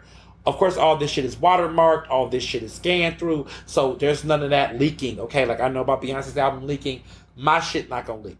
I'm with a top tier publisher. They track that shit. Like, they have all kind of special codes and stuff to protect it. And as you all know, if you notice, books don't really leak like that. Like, good books don't leak because, people, make sure they, So I'm not worried about my book leaking. They have trackers all over the internet. I mean, there's people all over the web that track books being leaked and things and get stuff taken off the internet. I mean, it's glorious, okay? So, I mean, it's so to the point that you can't even print copies like the way they have it done with the PDFs. You can't even, the file blocks it from printing. Technology is dope. But anywho, the galley is done. The book is done. I've been told y'all the book was done for a minute, but like the book itself, the context, the text, the contents, it's done. It's ready to go. So these are galleys, these PDFs that they're going to send out to some, people in the book industry, authors that I really, really like to read it. And, people really are feeling the book. They're going to encourage them, say, hey, if you're down with it, let us know what you think. Give us a quote. Give us some buzz. If you think the book is really good, shout it out. And so what's going to happen is these people who are going to read it, hopefully, I think it's a pretty damn good book. They're going to read it and they're going to say good things. And then those good things they're going to say is going to be part of the marketing. So they're going to take those quotes and be like, look, this person read this book, y'all. They say it's one of the best books of the year, or this is a very important must read.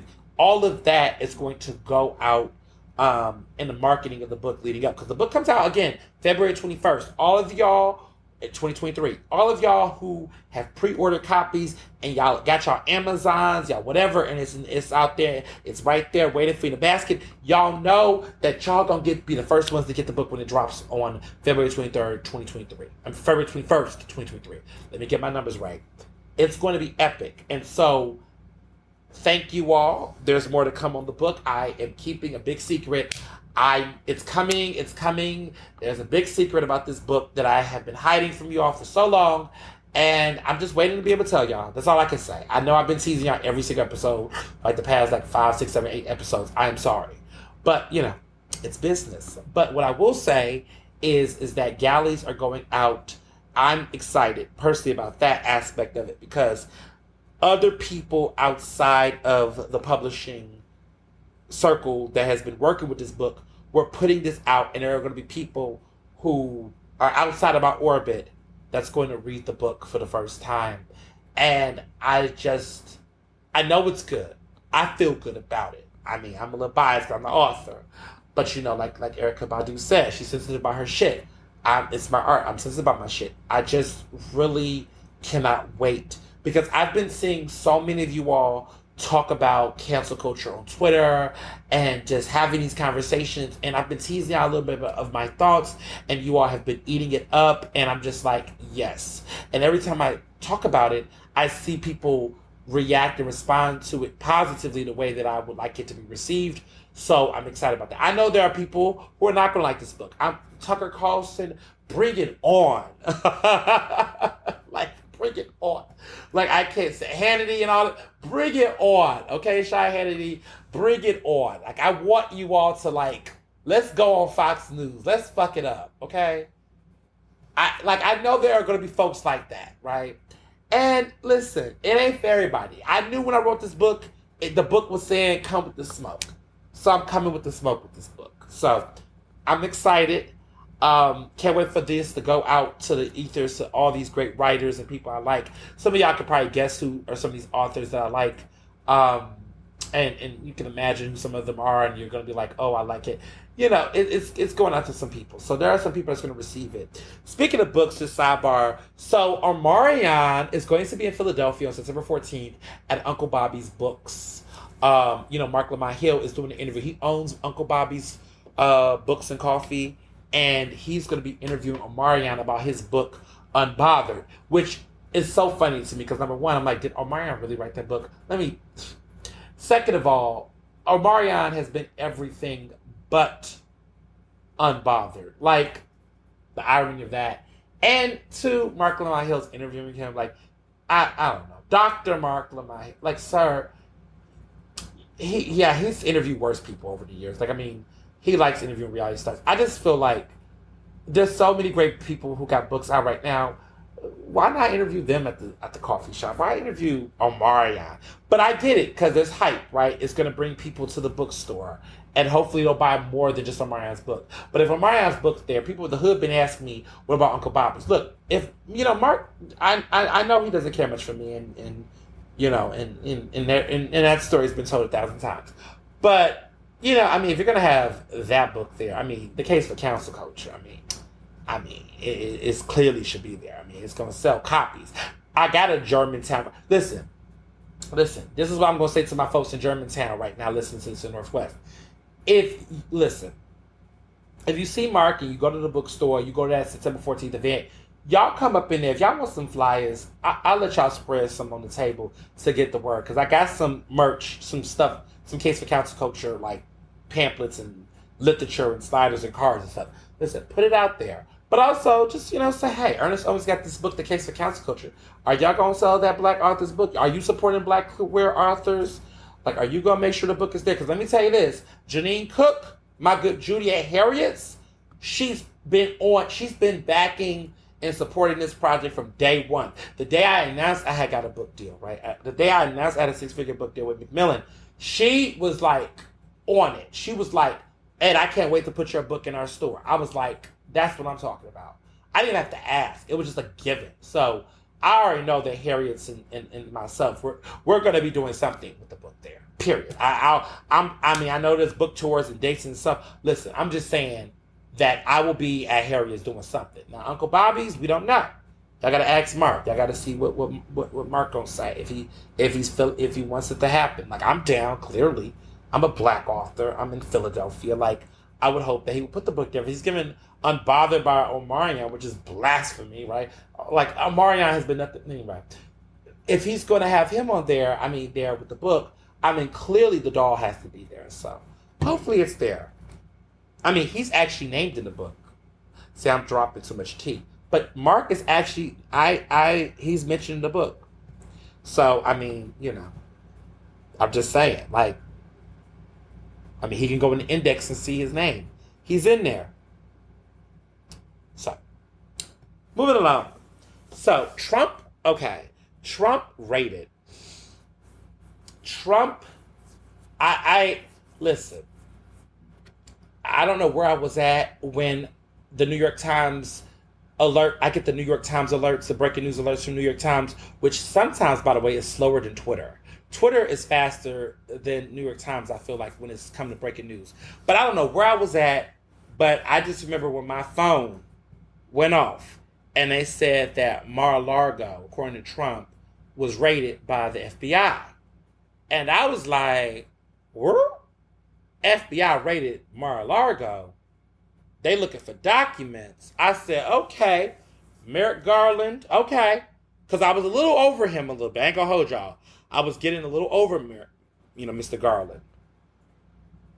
Because, I felt like he was getting a little soft. But he woke up and tell Trump it was me, baby, okay? It was giving Game of Thrones. And I was like, okay, I guess he with the smoke. Apparently, which again, y'all, is getting a little exciting. My good Drew Leticia James, okay, brought him in for a deposition, for questioning, for another situation that has nothing to do with this raid. So it looked like Trump getting a lot of shit. Motherfucker plead the fifth for 4 hours. Okay, you're guilty. You're guilty. You know how you're guilty? Because you said it yourself. You said people that plead the fifth is guilty. So basically you told yourself, the rules don't apply to Trump, I suppose, to Trump land. But everybody's like, who's the leak? Who's the one ratting on him? Who's voting? I heard people say that they think it is Jared Kushner. I can see Jared Kushner because it looks like everybody else in Trump's orbit, like Meadows and everybody else, don't seem like they got the shit. Like they don't seem like they would know where all the bodies are buried. But that motherfucking Jared Kushner has been quiet. He has been quiet. But you out here got $1 billion moving around out here from Russia and all this other. What is going on over there, Jared Kushner? We got to check in on Jared Kushner. I feel like something's going on over there. I feel like he's the rat. That's my opinion. I don't know for 100%, but he's been very quiet. Money been moving, and you ain't really seen him around. And he's been falling back. And I feel like Ivanka looked like she got to cover her ass because she know her daddy going down. Okay? So I feel like something's going on with that little circle over there. I don't think it's Mark Meadows. I don't think it's Roger Stone. I don't think it's anybody in Trump's orbit that's ratting. I think it's Jared. I think Jared probably took a deal. That's my opinion. Again, it's a thought. I don't have any extraterrestrial information. For what I will tell you is that Mary Trump, which is the one Trump that has really been sticking it to her relative, she's been saying the same thing, that she thinks it is also Jared who's involved. That's a Trump talking about another Trump. So that's my suspicion on the situation when it comes to that. But apparently a lot of stuff. He's violating the Espionage Act. From what has been reported in the New York Times, the Washington Post, from what I'm gathering is there's some nuclear documents and things that he had. He was able to turn over that paperwork when he fucking left. He got warrants in the spring asking him to cough up this stuff. He apparently gave some stuff up, around the early spring, before summer-ish time, okay? Now they went in there to get other documents, and apparently there's stuff that he also did not give willingly. So it looks like he might have broken the law. It appears to suggest that there's something going on there. So I want to see if an indictment's coming, because if an indictment comes, I'm excited. Like I told y'all, until there's an indictment, I'm not excited. Because right now, it's still suspicions. But we're getting there. Because if the FBI then came to Trump land, all right now, it's given, what it says, listen, it takes a lot for a former United States president to have the FBI raid. We ain't seen nothing like this in a long time. Okay? And the fact that it happened around the time that Richard Nixon was resigning from Watergate, around the same, August, it's giving Watergate 50 years later, y'all. I'm just saying. It's a lot going on right now. I think something's coming down the pipeline. It might come this week. I mean, we didn't expect this to happen. So something's happening, y'all. Something's cooking. It looks like we're getting closer and closer to the end. What I feel like, though, is that, I talked about this a couple of weeks ago. The GOP is divided on Trump, and a couple of people are starting to get ready to get over him because they don't see him coming victorious in 2024. They don't see it happening in 2024 for him. They're looking at, that dude over there in Florida. They're looking at, what's going to go down in Florida, because everybody says he's a more reasonable, Ron DeSantis is a more reasonable dude. I think Ron DeSantis is crazy.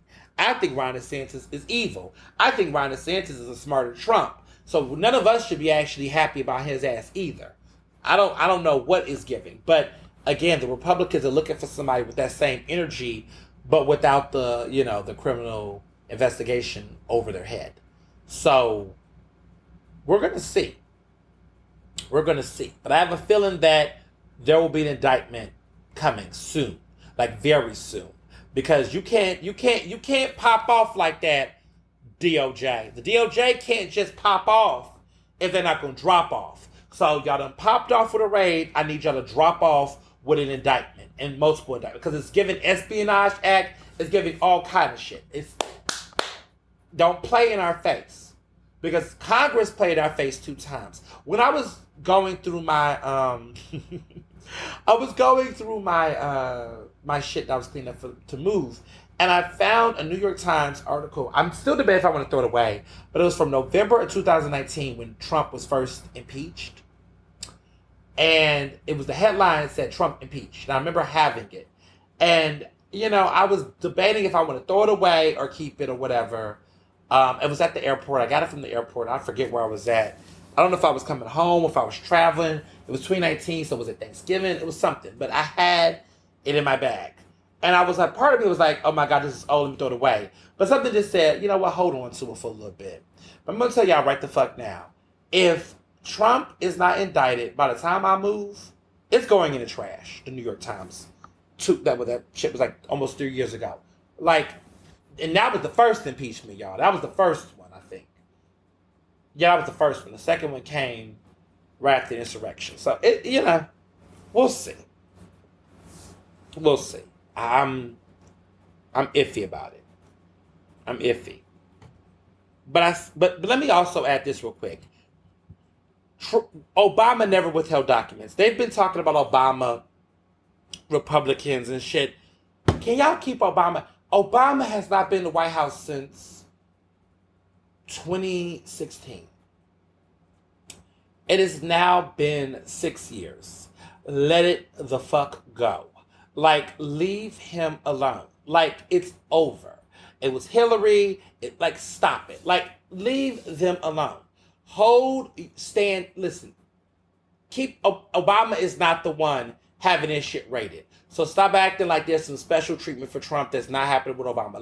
Get off. Stop it. Just stop it. I'm not even going to entertain this shit. All I got to say is that none of that shit is true. AP fact checked it. It's like there's no truth there. Let it go. So moving along, okay. The GOP has now become the defund the police movement. Now they're defund the FBI. Now the Department of Justice is trash. Listen, I ain't gonna hold you. Y'all want to defund law enforcement? Listen, this could be a bipartisan issue. I'm here for it. Except it's a joke. So I can't even take them seriously on it.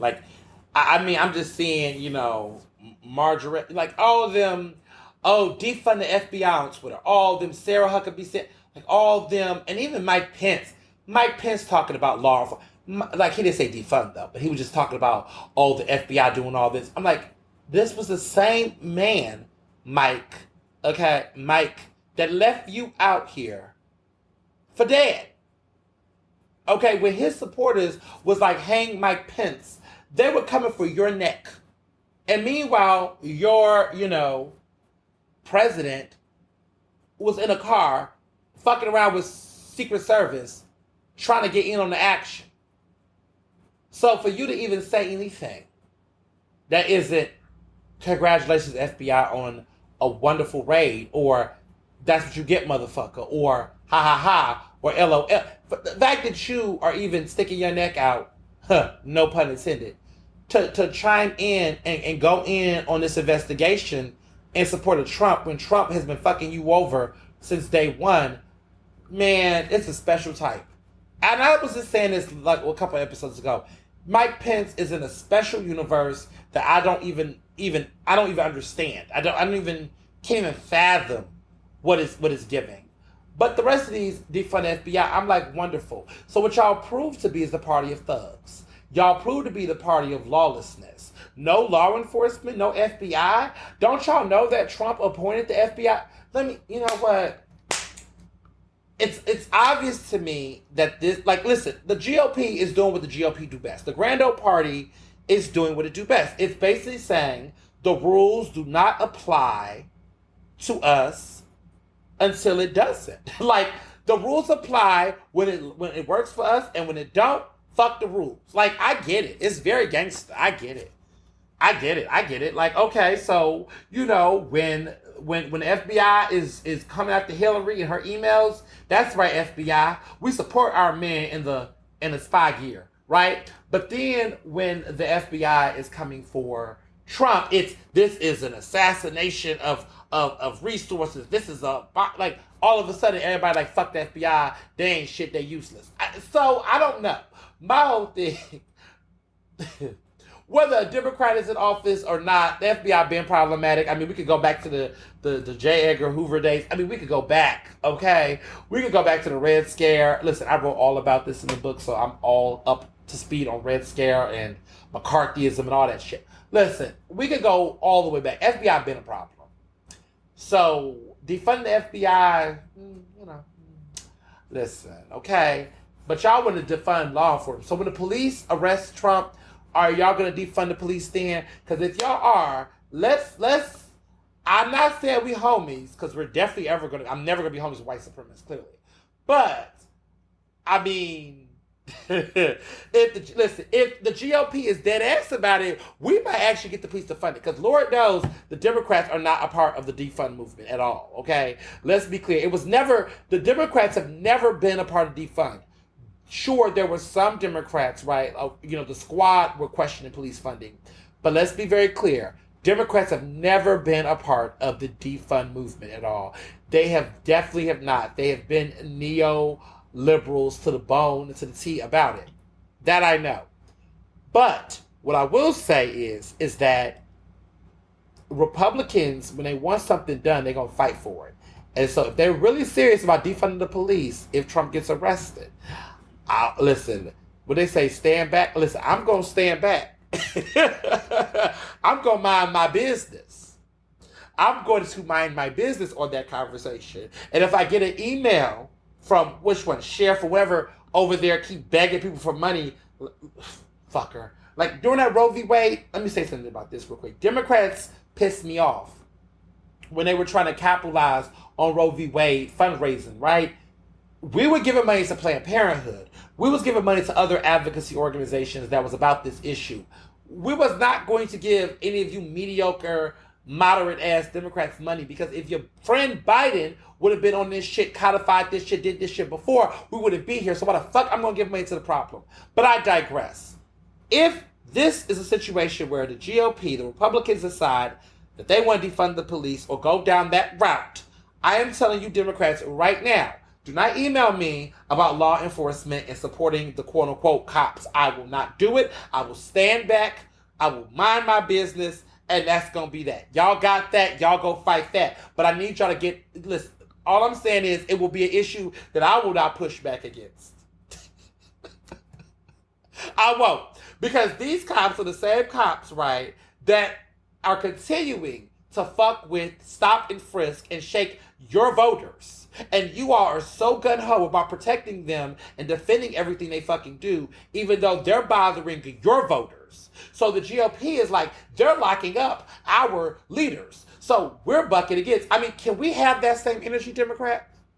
They're literally fucking with the black population that has been nothing but loyal to you all and getting your mediocre asses elected. And you're sitting up here in black voters' faces talking about we the refund fund. Listen, when I heard Biden say all that shit to State of the Union, I was done. I was over it. I was just so frustrated. Like, you took a message and then doubled down on the complete opposite in an antithetical way. He was like, we need to fund the police as if the police was broke. The police bank account was like, what? Police reformers were like, huh? White supremacists like, watch this. Like, they were sitting there looking like, what? Fund the police? What you mean fund the police?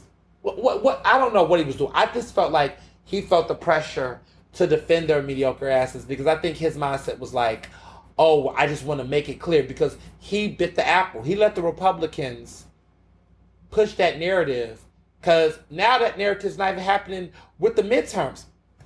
He could have just shut his mouth up about the situation. Republicans were going to show their ass eventually. I keep telling people that when it comes to politics, when it comes to unpredictable characters in politics, sometimes you got to let them show themselves. You got to let people reveal their true intentions and their identities and where they stand.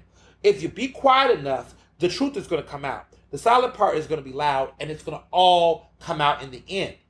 The reality is that the world and the country now see the GOP for what it is, that they are inconsistent, that they're hypocrites, that they say one thing and do another, that they will continue to point fingers, that they don't have support for law enforcement, that they support Trump, that they don't know what to do with their party's outwardly racist. The black candidates they do have are just not even mediocre. They're just god awful. They're piss poor. Like, I mean, my God, with that Herschel dude, like, he's a clown.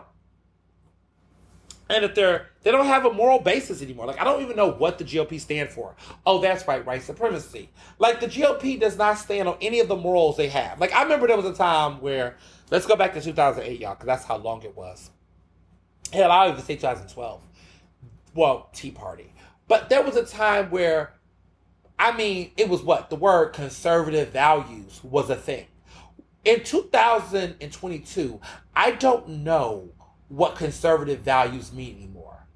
Moral values, like, you got a man that y'all supporting that said grab her by the pussy. Like, we don't even have conservative, like, the idea of, like, remember that? It was like conservative values, moral impetus. It was like a very clear ground about what these things were. So they didn't support same-sex marriage because, you know, they believe marriage between a man and a woman, right? They did not support stem cell research. They didn't support abortions, you know, which they clearly showed us that, right? But their mindset was very like everything was based on morality. And now I don't think they can even make that argument anymore, right? That they can't even make that argument. They can't even be this group to say, look, the Democrats had, you know, women on their knees in the White House. We a party that don't stand for that. We stand for moral values. You know, what was Bush? He said his faith and his family. You know, it was his faith and his family. That was his values, right? You know, his faith and his family. And now what? You know, like, I remember the days. I think he was like, you know, I'll stand for my faith and my family. Like, that was Bush all the way. I remember them videos in Texas. Like, he would just be like, that's his thing. He was like, you know, I'm a man of my faith and my family. That's that's what guides me. You know, the family man argument, the faith and values. They don't have. I mean, Trump does not embody any of that. Nor can Trump pretend he do. Trump's lifestyle and his entire identity is not that. Like, the Republican Party does not have that. Like, this far evangelical right, like, they are so, it's obvious that they're not driven by religion, because the way that they would hold Obama up in this whole, he's the Antichrist, he's this, he's that, look at his values, they can't even touch Trump on any of that stuff. Like, Trump has Stormy Daniels out here. Like, what are we talking about? So it's just obviously white supremacy. If you're a Republican in America that is still voting for Republicans at this point, you are the party of white supremacy. I'm sorry. I don't know a Republican. I know when I go to Penn and I go to homecoming and there's always these Penn people that's like, oh, I'm a Republican, but blah, blah, blah, blah, blah, blah. I don't give a fuck. Stop trying to dress it up fancy. Oh, just be a libertarian then. Be a libertarian. Be a libertarian. But don't say you're a Republican. Like, there's no way you can say you're a Republican in 2022 without completely being a part of white supremacy. And that goes for black folks that are Republicans too. There's no way. Be a libertarian, because honestly, those are the old school Republicans that you should have been all along. Call yourself a moderate Democrat, because that's pretty much what you probably want to say you are. But to say you're a conservative and a Republican in 2022 with all this went down, I can't look at you and act like you're a good person. I'm sorry. We can agree to disagree on that. I don't give a fuck, but I'm right. If you're telling me in 2022 with everything that's happened that you are Republican and that you support the current people in power and that you are a current Republican, there is nothing there's just nothing we can talk about. There's nothing that you can do to change my perspective on it.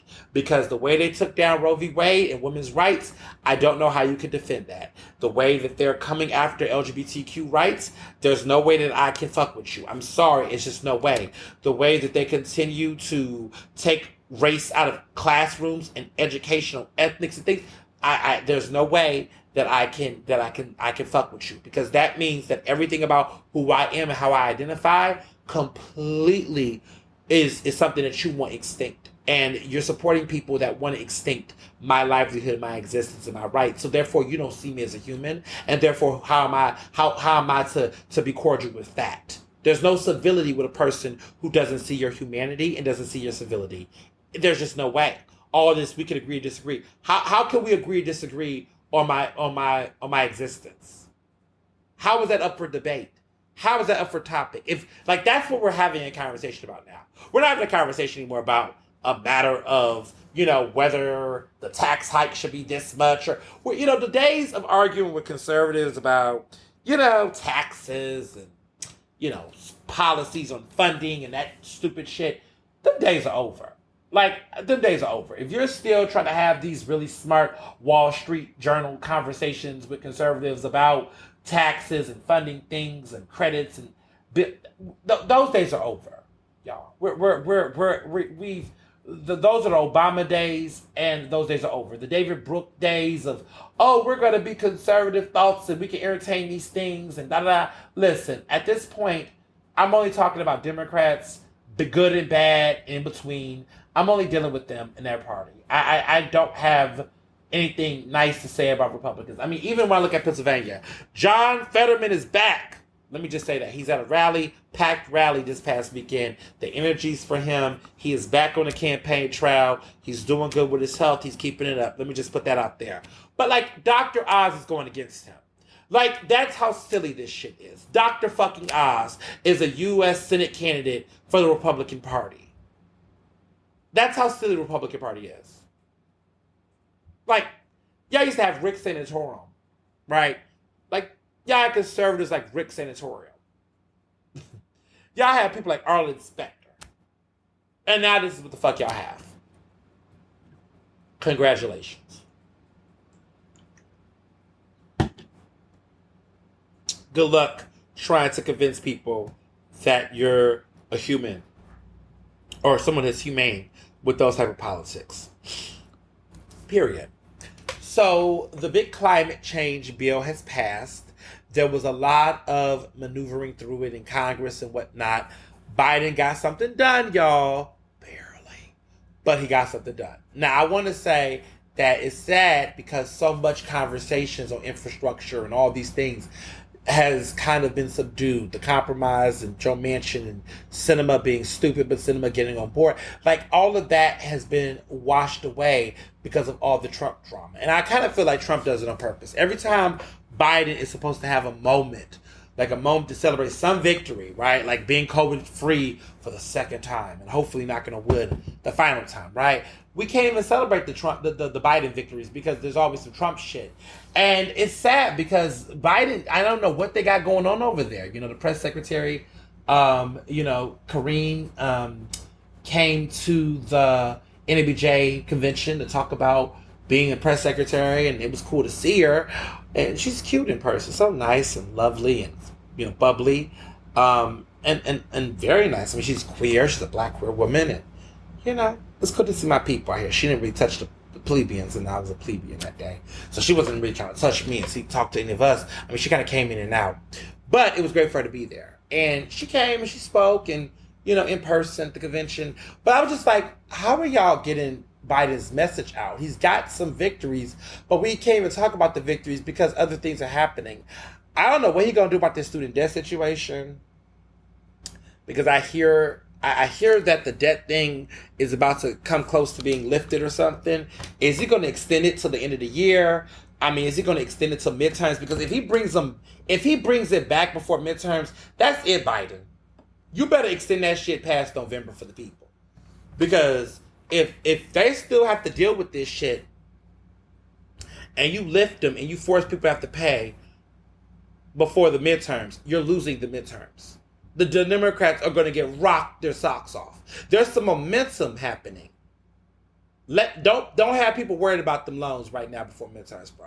Go ahead and extend that shit till January of next year, if you're strategic. If I was in the White House, I mean, I would cancel it, to be honest, for everybody. But, I mean, I don't know what he's going to do. But if I was him, I would push that shit to the end of January.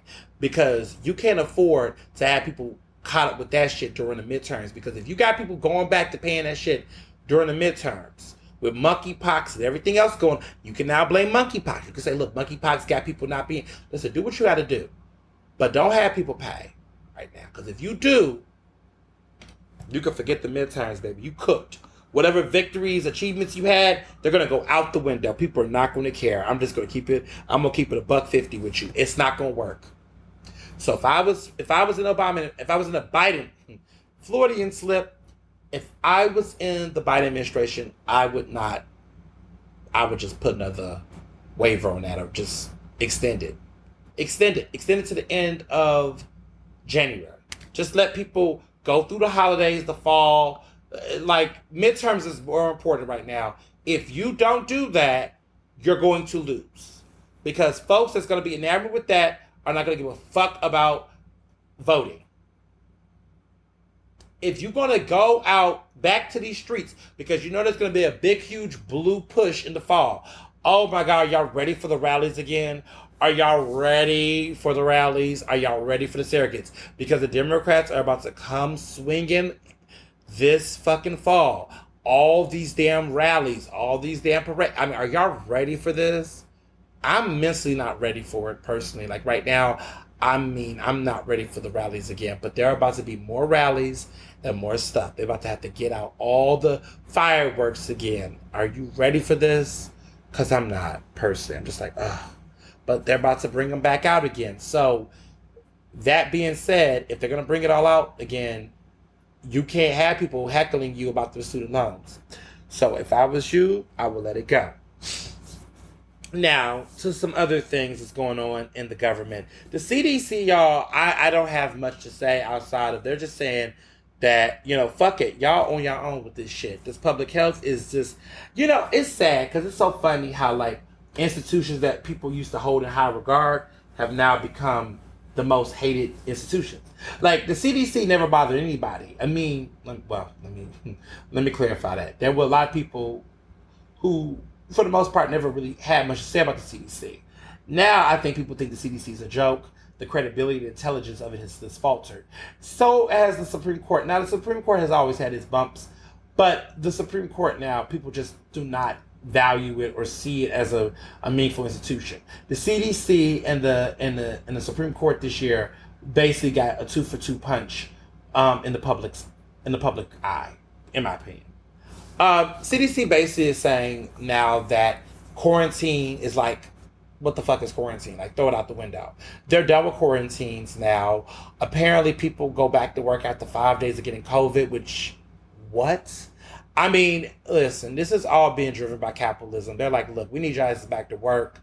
I know that in the beginning we told y'all 2 weeks and 10 days and all these steps. Well, honestly, I mean, they act like COVID didn't change. Like, did COVID stop being COVID? Did I miss something? Like, did COVID, change its impacts on people? Like, if you got COVID, it was still a big deal, right? Or is it not a big deal anymore? I mean, everybody's just getting it. So, like, look, once Biden got, I guess they were like, look, everybody getting it, everybody alive. Like, I mean, listen, y'all know what it is. Because there's some people out here, because I got to say this, I ain't going to name the person. But there is somebody who is not in my friend circle, because we don't do that over here. But there's somebody in my network who I heard about that has COVID and decided that, because they were somewhat did not have any extreme symptoms, that they were still going to go out and run errands in public and still do their little things they want to do. And then go outside and they're posting on Facebook. Mind you, they did not announce to people that they had COVID, but they decided that they were going to still go outside and, do little things and go out and do things even though they have fucking COVID.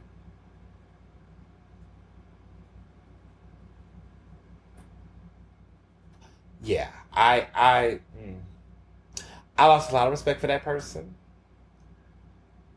Um, they don't know that. I haven't said anything, but my whole thing was like, so you that person that be out here with COVID, that you know you had COVID, you was positive for COVID, and you still decide to go out because you just couldn't keep your ass in the house, because you just had to go out and get something and then post it on Facebook and let everybody know you know that you was out and about. Yeah, that's not cool at all. And when I hear stories like that people are doing that, I'm like, yeah, that's not cool. That's not cool at all. Tacky, tacky, tacky. And this person should know better. This person should know better. You too damn old to be doing that. You too grown to be doing that. Social media is the devil. People want to be out here. People want to be out here. And because of shit like that, that's why this pandemic keeps going on. Because there's people that just like, they don't want to miss anything. They have extreme FOMO. They just gotta post and let people know what they got going on. They're just so obsessed with themselves. I've been turned off by the sheer selfishness and recklessness of people during the pandemic. I'm not one of these, COVID cops that's like every little thing, but there's just some stuff to me that's just like, no. Like, it's just no. And if you don't care enough to do the bare minimum, which is you got COVID, stay the fuck home, then I can't rock with you, because that tells me a lot about your character and your selfishness and how you just are so enamored with yourself that you can't consider other people. So I'm not feeling that. Cut it. So, yeah, CDC clearly don't give a fuck either. CDC is like in this mindset of like, I think they're just trying to find ways to speed up the process. I mean, I don't know if it's good science or bad science. I mean, even with monkeypox right now, they're like not giving people like the fullest vaccination possible. Apparently, they're like spreading out the amount of vaccines so they can increase the amount of vaccination that can be given.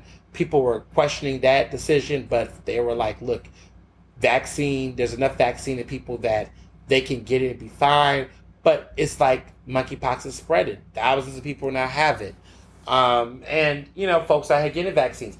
I mean, in my opinion, though, I'm just kind of like, to folks that are getting it, some people, I'm not saying, all I gotta say is that there's some people that's getting the monkeypox vaccine that are not in the very high risk category, and they're just getting it because they're just panic responding. And I just feel like at a time when there's a scarcity of monkeypox vaccines out there, you shouldn't be taking shit from people.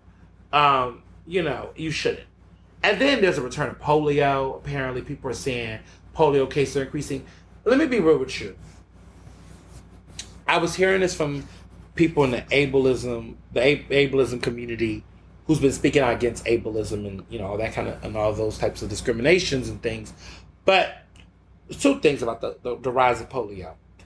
To the parents that do not have given their kids polio vaccines, I heard an interesting take about this recently, that people are saying that that's ableist, and I can see how.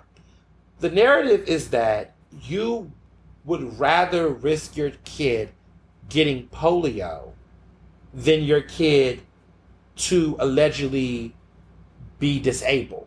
Now, let's be clear. There is no scientific research whatsoever that shows that polio vaccinations will cause kids to be disabled. Like, let's be clear that there's no scientific extensive research or anything that says that, right?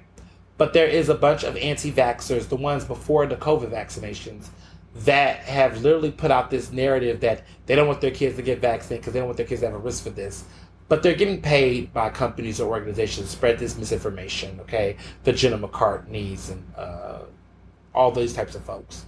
But the truth of the matter is, like, if we take a step outside of that bullshit, the whole argument is that you don't want your kid to get the vaccination because you're scared they're going to get disabled. So you're acting like being disabled is the end of these people's lives. So heaven forbid your child is disabled. Like, that's ableism. That's ableism. Like, the narrative is that, oh, if your child gets this vaccination, then they get disabled. You're like, oh, I'd rather my kid have polio than be disabled. Excuse me? And now polio is back out there. People are catching it. And there hasn't been cases like this in years. And now it's come back into the sewage and everything. All I got to say is those kids did not choose those parents. And so if there's parents out here who are choosing not to vaccinate their children for polio and going to put their kids at risk because of some fear that they're just going to be disabled, you're ableist. Okay, let's be clear. You're ableist. And you're stupid. And you're problematic. And you need to go check your shit out. Just saying. You need to get help. Because there's no, like, the fact that is, like, when I thought about that, like, it's one thing to consider a vaccination killing you or something. You think you're going to die or whatever. But the idea of it being simply that you're scared your child's going to get disabled is just fucked up. And that's that. Moving along. University City Town homes. I wrote about it this week for Philadelphia Magazine, talking about this complete, total crisis and the issues with it. So, long story short, in University City used to not be University City. It used to be called the Black Bottom. Back in the 60s and earlier than that, there was a rich black community in West Philadelphia known as the Black Bottom. And the University of Pennsylvania was around as well. And as the University of Pennsylvania began to expand and basically create schools that were not just for men, because there was a time where back in the day, women weren't permitted to go to the University of Pennsylvania. Like, they weren't admitted into classrooms and shit. Penn got money, right? 1960s, whatever, they got money. They wanted to expand. They tuition, inflation, everything else. They wanted to expand. And in expanding, they created University City. But they didn't create University City without imploding and pushing out black West Philadelphians from their native homeland. So these people got pushed westward. These people got pushed out, okay, of their living, because Penn bought the property and land. And so everything you see around University City, right, that wasn't there. That was neighborhoods of black people, right? This is before the move bombing. This is before all of that. There was just a rich community of people living. And Penn said, we want to expand, okay? Manifest destiny. This is not a good thing. And they just wanted to they pushed all of these black people out and pushed them westward and pushed them all over. And the Black Bottom, as people knew, no longer exists. It became University City. So in that process, there was a deal. And there was a deal to create some affordable housing units in West Philadelphia around 40th and Market. And that became the University City, townhomes. And that was an affordable living block that was around since the 70s. So we're talking nearly roughly 50 years of this affordable housing. That is still here currently. And a lot of people relocated over there. And that's where the West Philadelphia residents lived. They had their affordable housing unit. Generations of folks who had been pushed out lived there. Their kids lived there. They inherited it. And it was controlled living. A lot of elderly people who have fixed incomes. It was a place for them to live. And they lived and raised their kids through thick and thin. Was everything perfect? Was everything great? Not necessarily.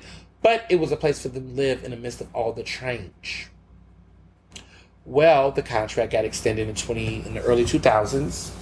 Around 2002, the contract was extended. Well, it's now 2022, and the contract is no longer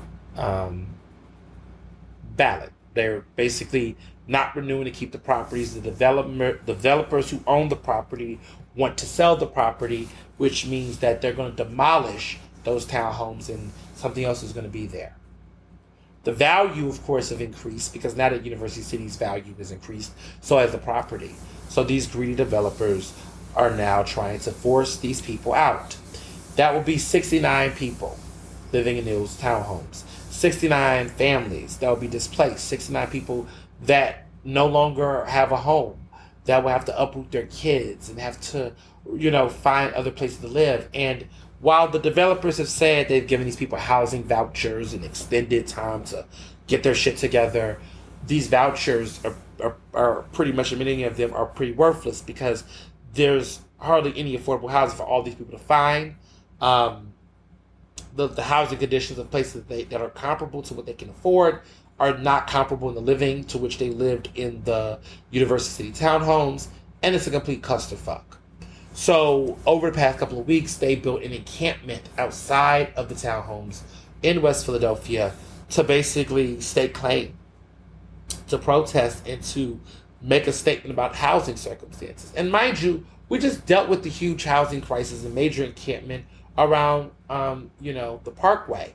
So to see this issue take shape over here, well, Sheriff Rochelle Bilal, who's a horrible person, she brought out her sheriff deputies, and they came out there and they basically dismantled the encampment. They came out there, took those tents off, came right through, pushed stuff out, got people out.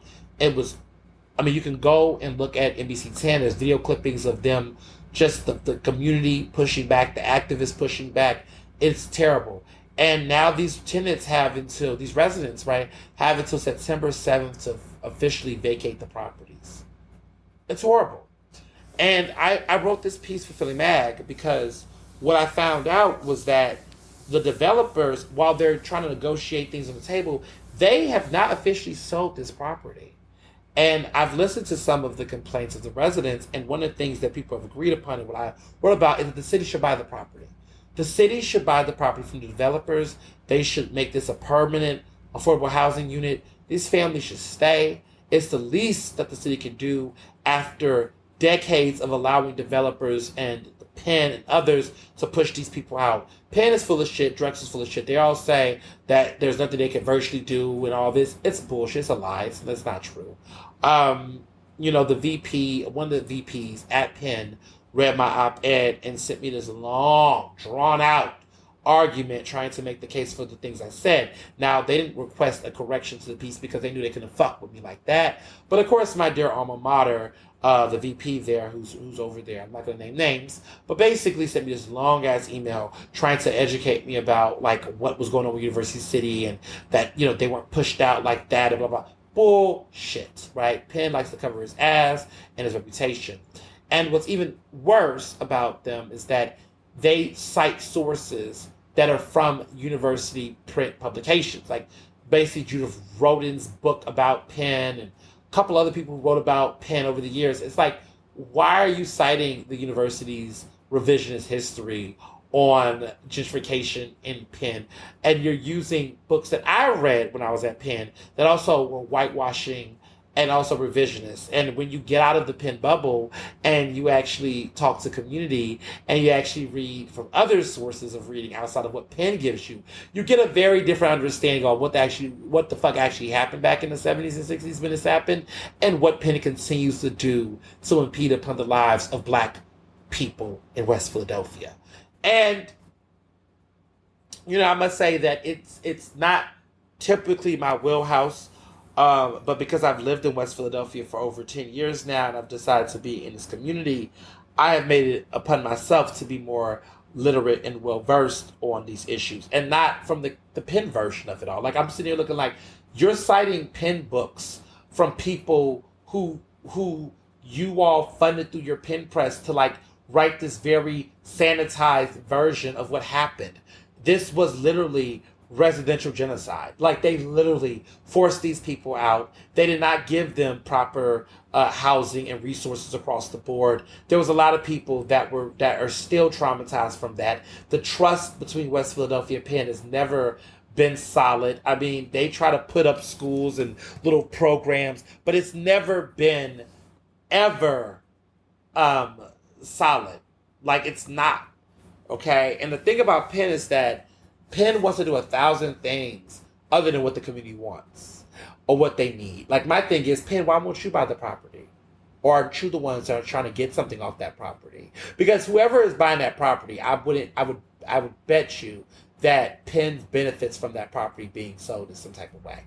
There's always some type of way. I mean, I look down at University City, like I don't even know if the barber shops and the shoe leather place in that nice little shop in the middle that's been there is going to stay, or is somebody going to take that property and flip these people over and put something there? Like, we're losing rich history, black commerce and corridors of, and black and brown corridors and businesses. We're losing an entire society and culture and civilization within this community, and it's happening. It's eroding, and it's happening fast.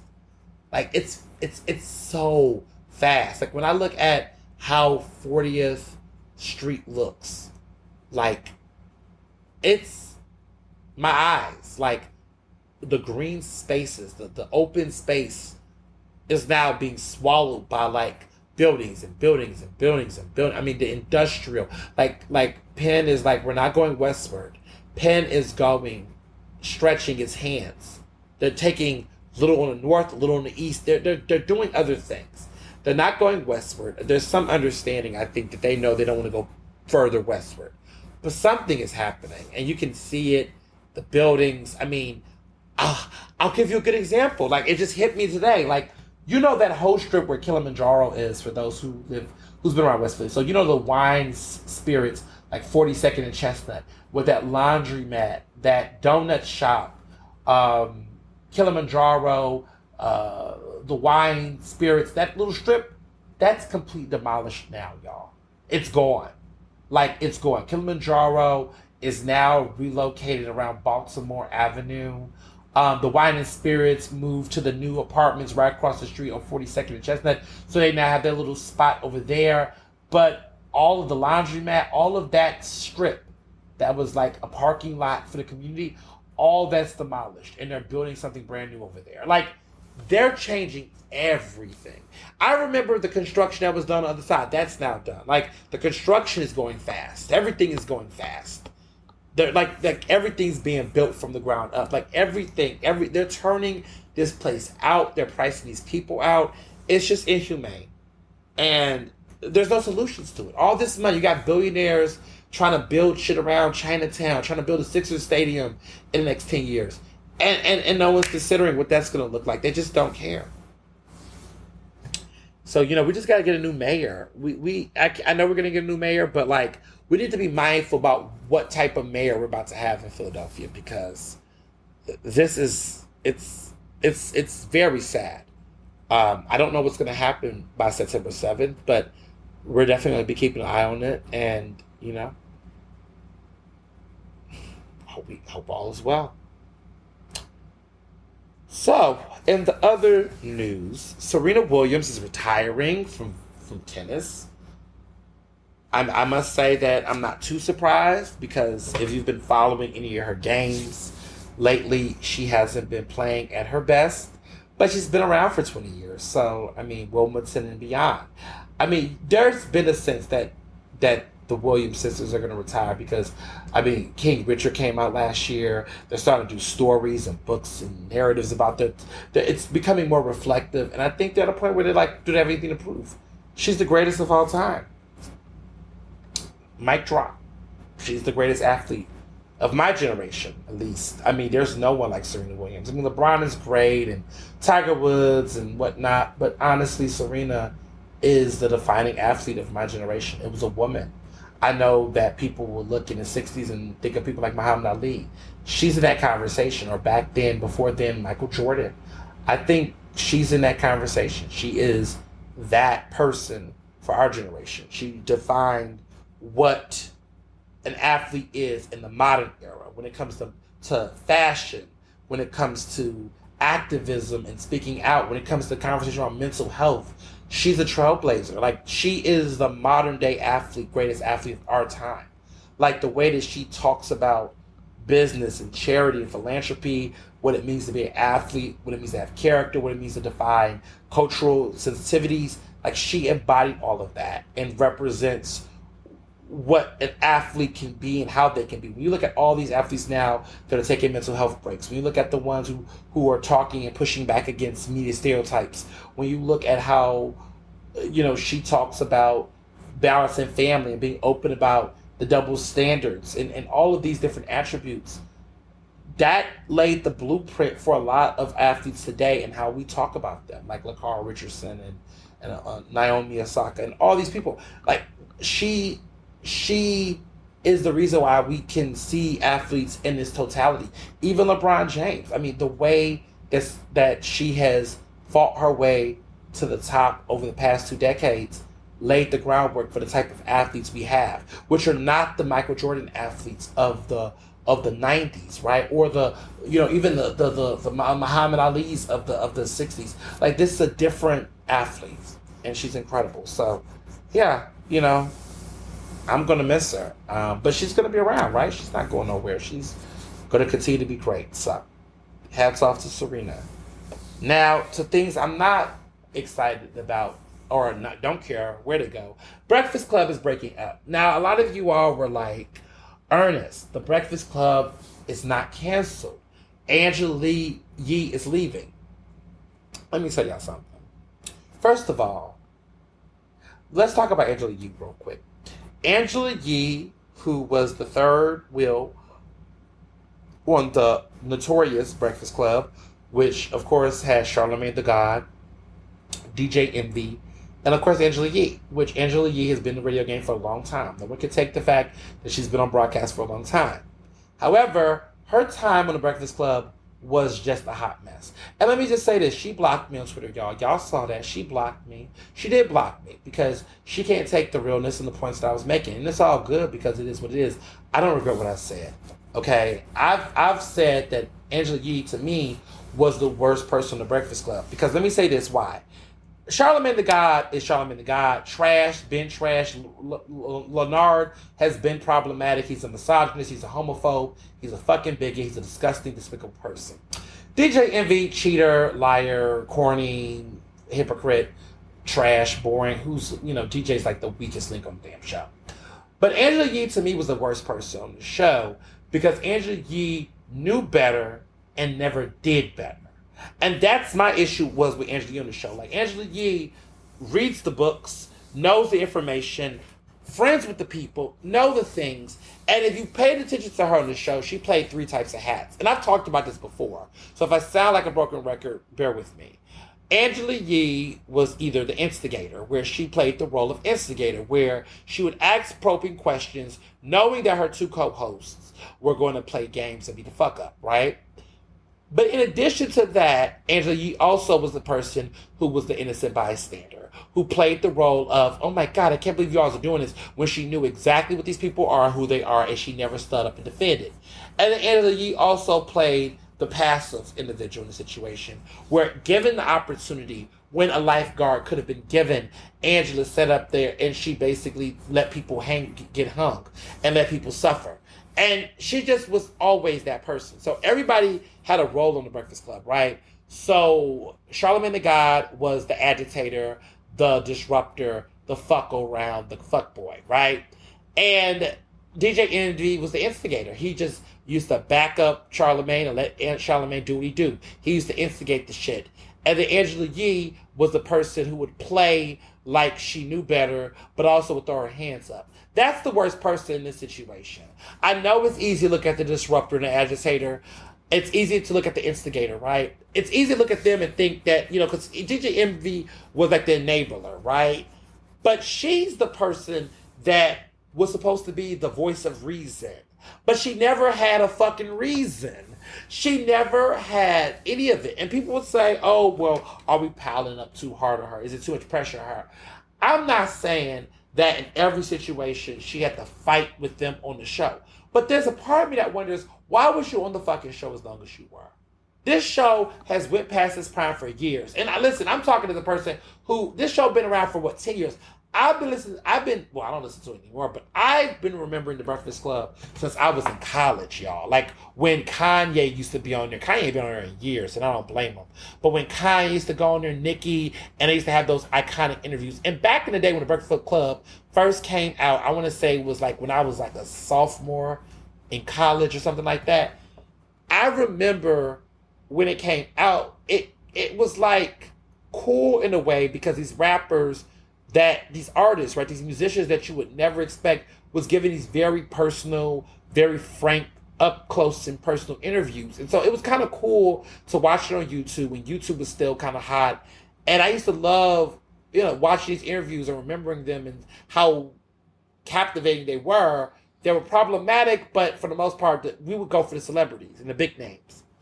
But then over time, you start to see a pattern with this show where it was like they were really much so egging on homophobia. They began to give a platform to people that were not big name rappers or celebrities. It became to be like the Shade Room Live. Like if the Shade Room had a podcast, the Breakfast Club would be the Shade Room podcast, where they would let any and everybody come on the show.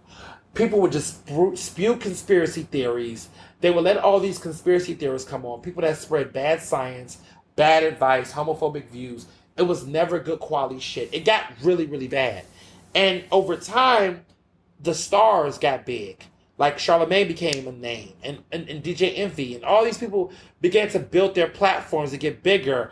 And then terrestrial radio began to be extinct, so a lot of other things began to fall apart. But the Breakfast Club kept going, it kept going, kept going. Then it became the show that white people liked, right? And that's how I feel about like Bodega Bros, like, Jesus and Miro, who are no longer doing their show anymore. But like, I always feel like when white people get onto something, that's when you know it's bad.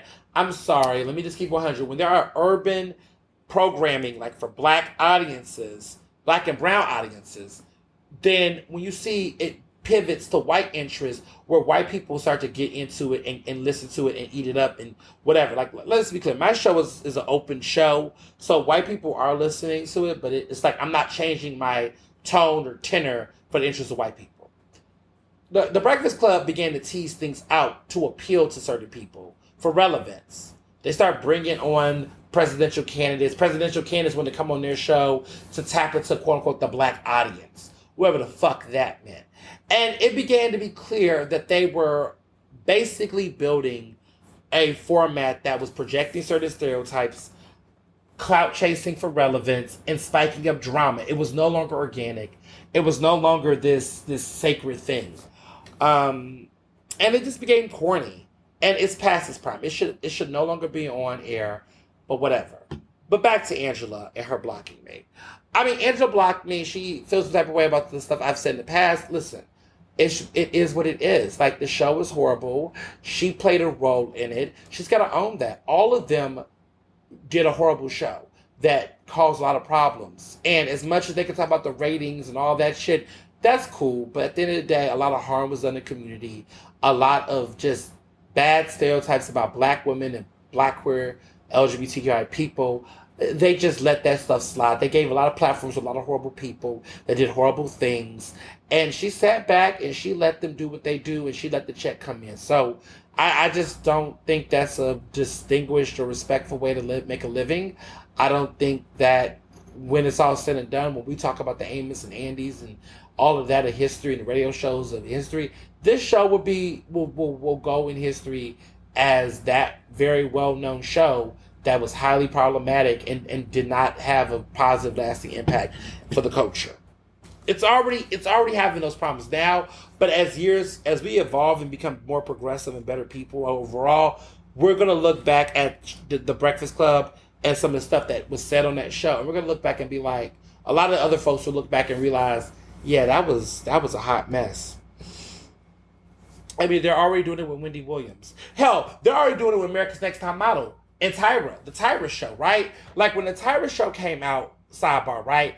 I love that Twitter is dragging the Tyra show and America's Next Top Model. Talk about a show that when it came out, y'all, like, I think our taste, I just like that we're getting better taste.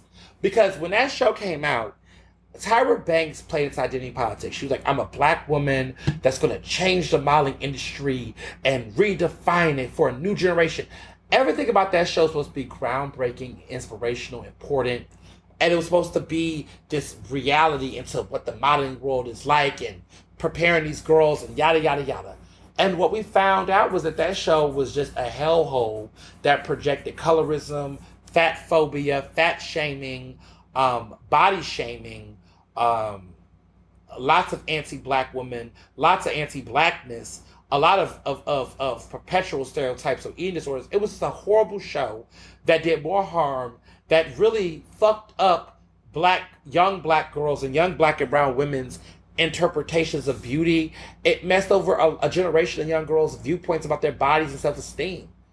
I mean, when you look back at how they thought people were plus size and what was plus size and what was not, you'll find out that a lot of people, those girls, like now, that would be considered thick. That would be considered Meg Thee Stallion. I mean, you looking back, they really fucked with a lot of people's heads, psychologically. So I just have like no respect for that. And the entire show was just horrible in general.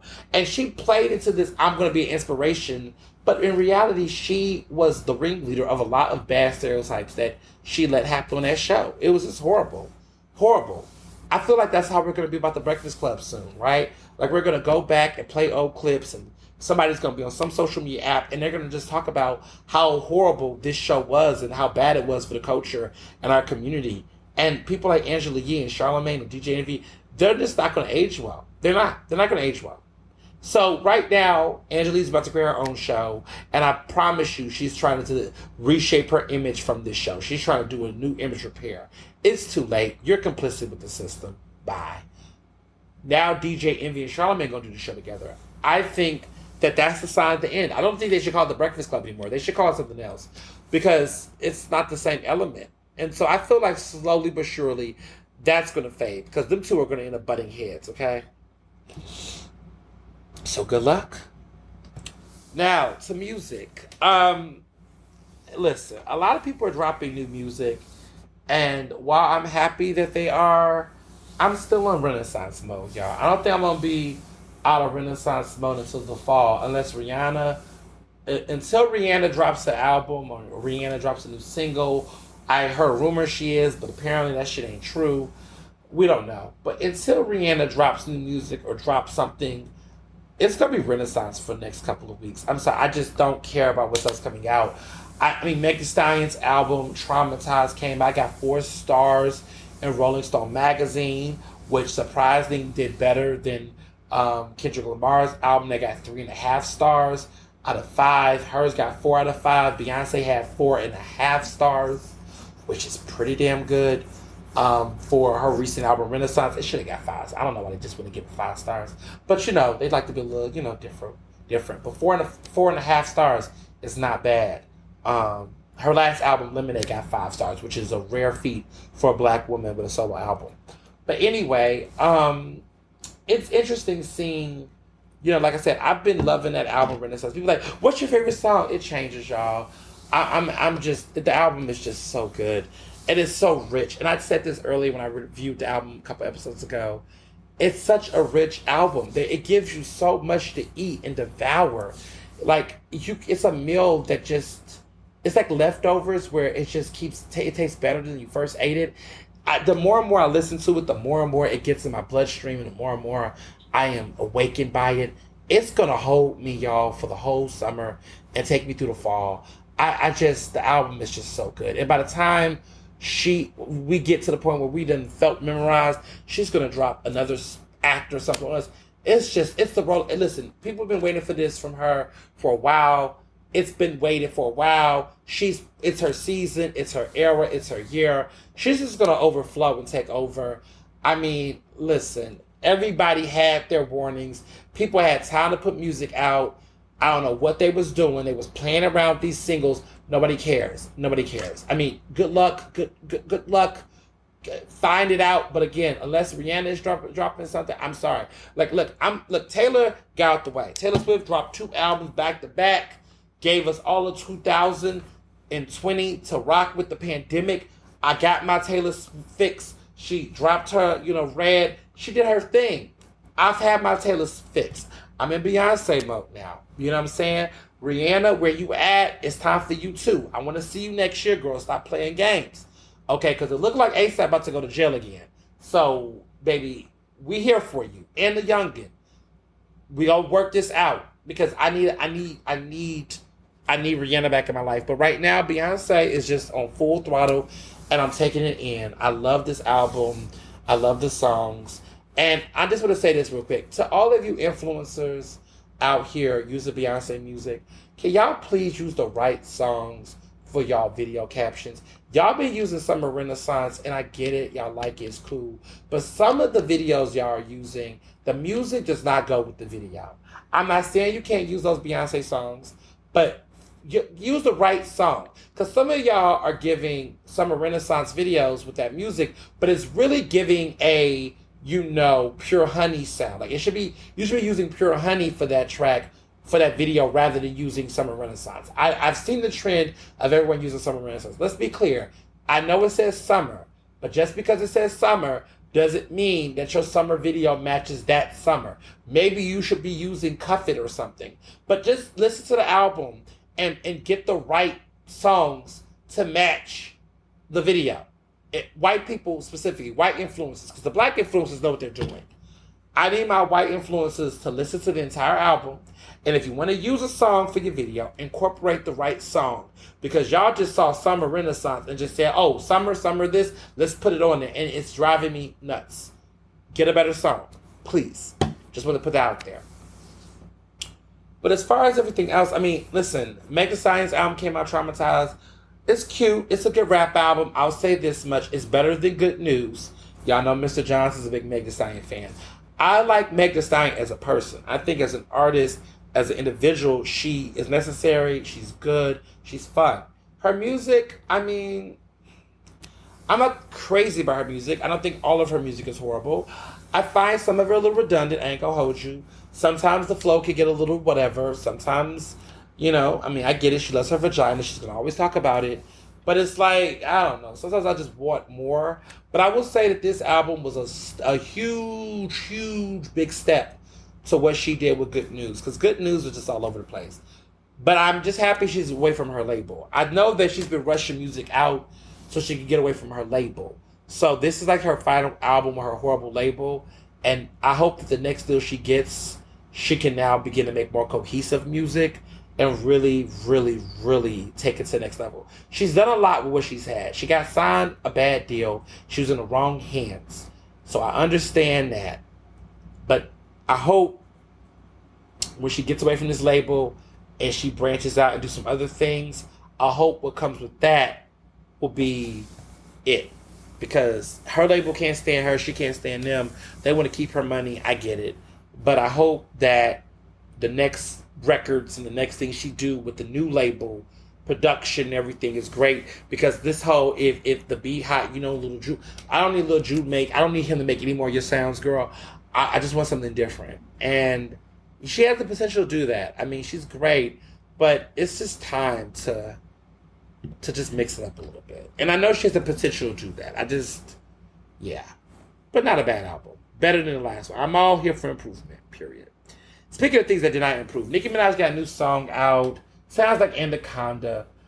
And, of course, in keeping up with all of the sex offenders and problematic people, and alleged people, and problematic folks that's been accused of all types of abuses, she's got Dr. Luke on this damn album.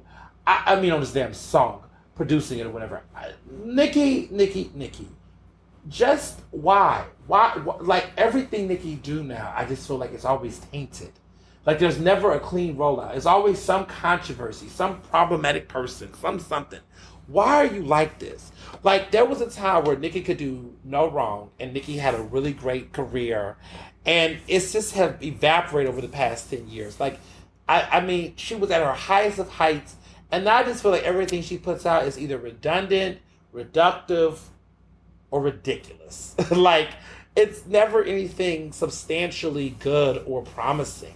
It's just always a bunch of corny, tired features, a bunch of singles that are just forgettable or skippable. And it's just like her stupid Barbie fans and stans. It's like Barbie's like, they troll people all day. Everybody's tired of it. Like, shut up. We get it. Yeah, like, Like, there was a time where they used to troll and you'd be like, oh my God. But at this point, you're just like, oh, give it a fucking rest. You don't even have real accounts.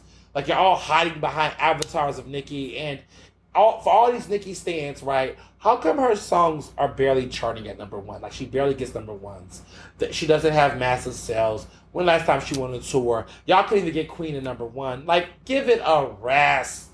We're tired. We're tired. Like, it's all the petty antics. Like, for somebody who's such a queen and so powerful and so this and that, she just continues time and time again to just give out lots of duds, excuses, blaming people, conspiracy theories. I mean, all the anti-vax shit. I mean, all of the stuff around Kenneth Petty. All of this stuff. It's just like, where's the music for real, for real? Like, not these random ass little fake ass floppy bops. Where is the music? Where is, like, all of this excitement and enthusiasm and hype? Bunch of hot air. Stop giving us this trash shit. Put out a solid record. Get away from all these predators and folks that's alleged to be predators. Just put out fucking good music. Period. Like, that's it. Like, at some point, that's just where we're at. It's just too much teasing in the industry nowadays. Like, I remember when we were younger, like, and music artists used to tease that stuff. But when they did tease, oh, wasn't it a surprise? Wasn't it something epic? When Britney used to play teasers and stuff, when the music videos dropped, it was a moment on MTV, right? TRL was lit the fuck up, okay? I remember those days. I remember the days when Britney would tease people, but Britney would come back and give us choreo and give us a beat, right? I remember those days of music. Like, I remember those days. We don't have that anymore. I mean, granted, Beyonce still does it, right? But I just remember, before Chris Brown was beating on women, like, I just remember when Chris Brown was, like, exciting and he could dance his ass off. I mean, he could still dance, I suppose, but when he used to, take over a stage and kill a stage, I just remember when, like, the artists were just something to give. But, I mean, I have to say it. Chloe, I know Chloe's trying, but Chloe, like, just give us an album, Chloe. Like, get off of social media. Like, stop teasing sounds. Stop being like, what do y'all think? The fans don't want to hear that. Just go in the studio. Just, I thought social media was necessary for celebrities. Now I second guess it. I don't want celebrities on social media anymore. I want celebrities just putting out good music. How about that? I just want celebrities just putting out good music. Just put out music that the fans want to fucking hear. Stop trying to be everything for everybody. Even these conversations about Normani, like, is Normani coming back? Is Normani this? Listen. All of this hype, put it in the music.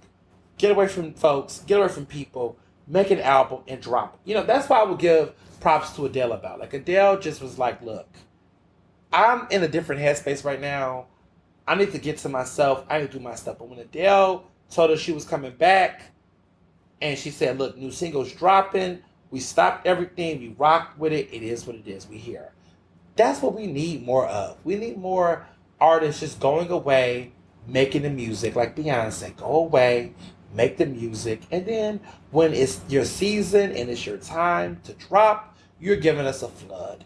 That's what I like. She done filled the summer gap. The drought. Because there was a drought this year in music. It was nothing really good out. And she just said, let me flood this bitch out. That's what I'm talking about. That's what we want artists to do. Come with something to give and show. All these appearances and interviews, and you ain't got nothing around the interview. You ain't got no product, nothing to push, nothing to hear, nothing to see, nothing to watch. Why are you taking up our attention span right now? Get off the mic, get off the screen, and go take your ass to the studio or the set or the movie set or the office desk. If you ain't got nothing to push, then don't be in the fucking way.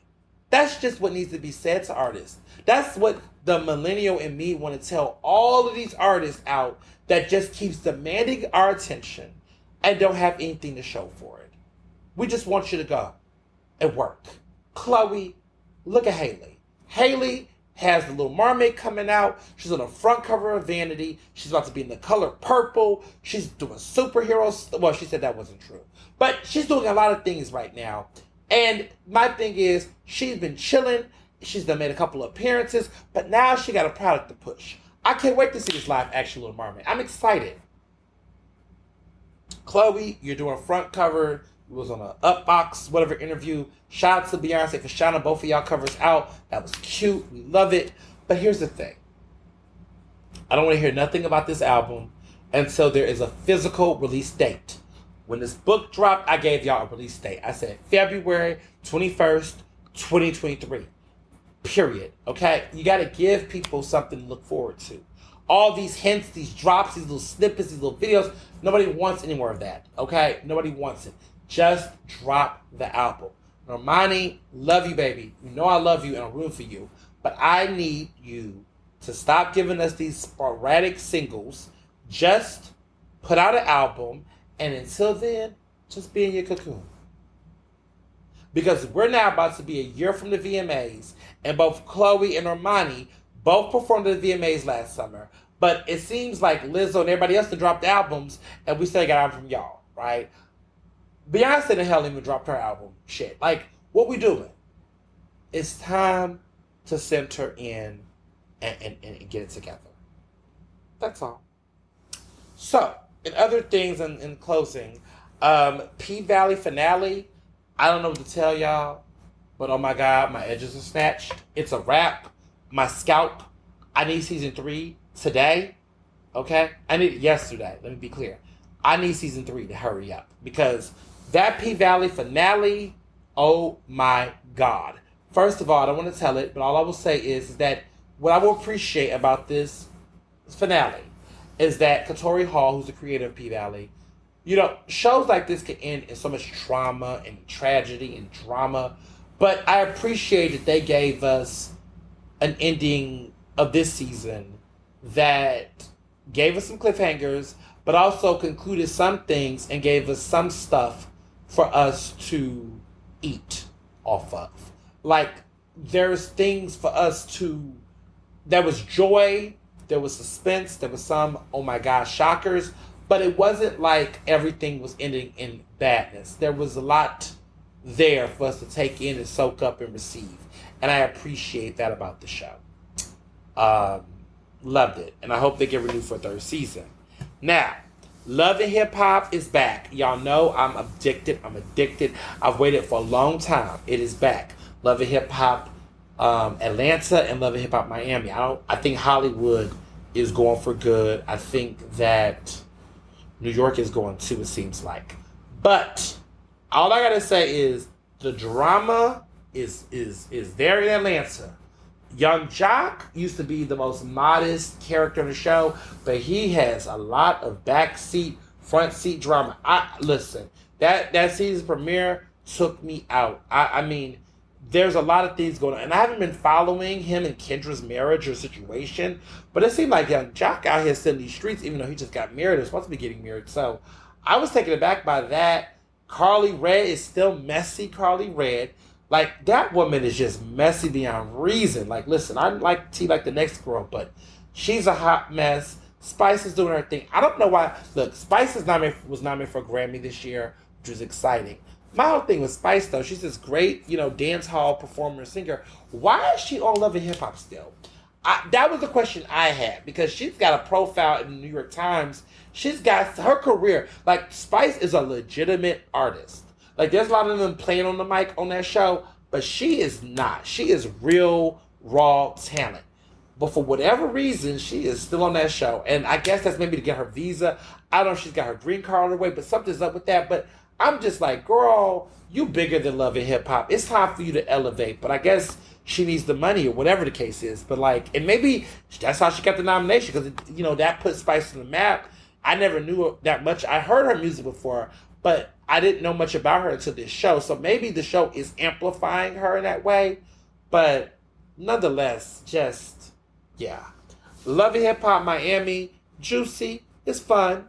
Trying to get into it. The first episode definitely left a lot of cliffhangers and excitement. But I'm really feeling Atlanta right now more, but I'm watching them back to back. So stay tuned for that. Well, I guess that is everything so far. This was a long episode, longer than I thought it was going to be, but listen, I had a lot. This was a super week, so, hopefully, the news and everything I got coming up, I can start dropping a couple of tidbits. Who knows? We'll see. But until then, as always, be well and be best. Ernestly Speaking is recorded in Philadelphia, Pennsylvania, and can be found on Apple Podcasts, Google Podcasts. To stay up to date with the latest on the show, follow me on Facebook, Twitter, and Instagram at Mr. Ernest Owens.